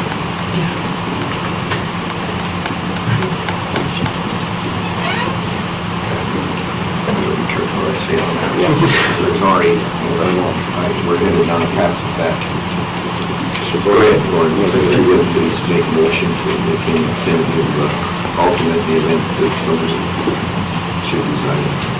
I would like to make a motion that we place Todd Redmond as an alternate, just in case one of the 3 county appointees resign from the SPC board. We have a motion, do we have a second? Second. Commissioner Raymond, motion by Commissioner Schoenfeld. Any further discussion? Hearing none, all those in favor of the motion indicate by saying aye. Aye. Any opposed? Motion passes unanimously. We'll go ahead and talk to them if you want to do it. And he'd be excellent. Just his background. Next, we have an executive session as needed, and what we're going to discuss is personnel issues first, and then real estate issues, potential real estate. So with that, I'll entertain a motion to go into executive session. We have a motion to go into executive session. We have a second. We have a second by Mr. Lloyd, motion by Mr. Schoenfeld. Any further discussion? Point of order. Do we need to close out the other, or? Because we'll close up. We're going to go into executive session. Then we'll come back out. Yeah, right. Any further point of orders? All those in favor of the motion indicate by saying aye. Aye. Any opposed? Motion passes unanimously. We'll take personnel first. Do you anticipate any action?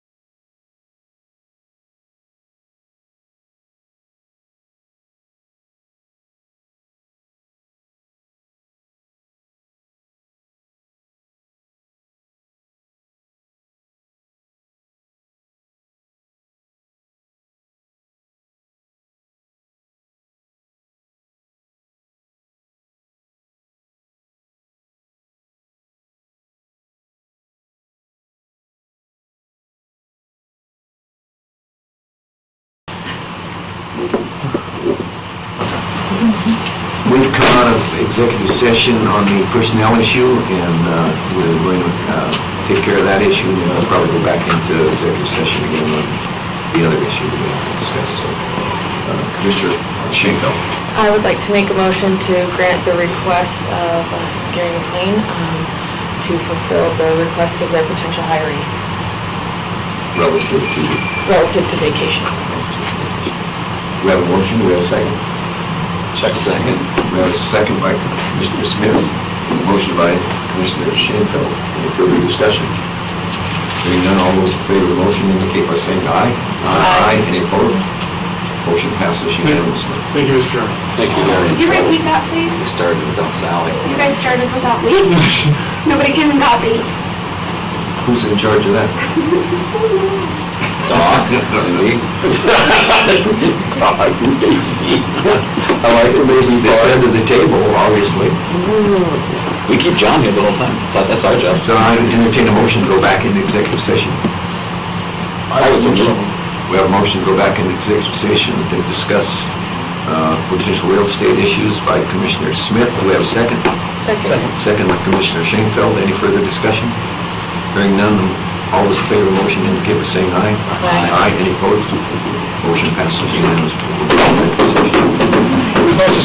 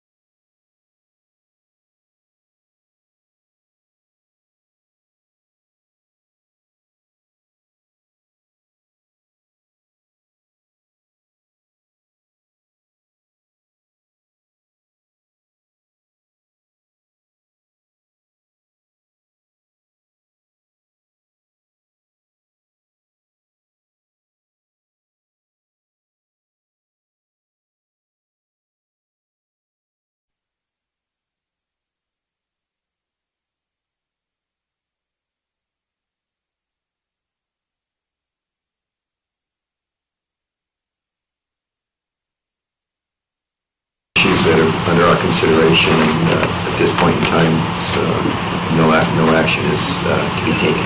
So, appreciate you waiting for us, and I'm sorry that we disappoint, but... Happens often. Yeah.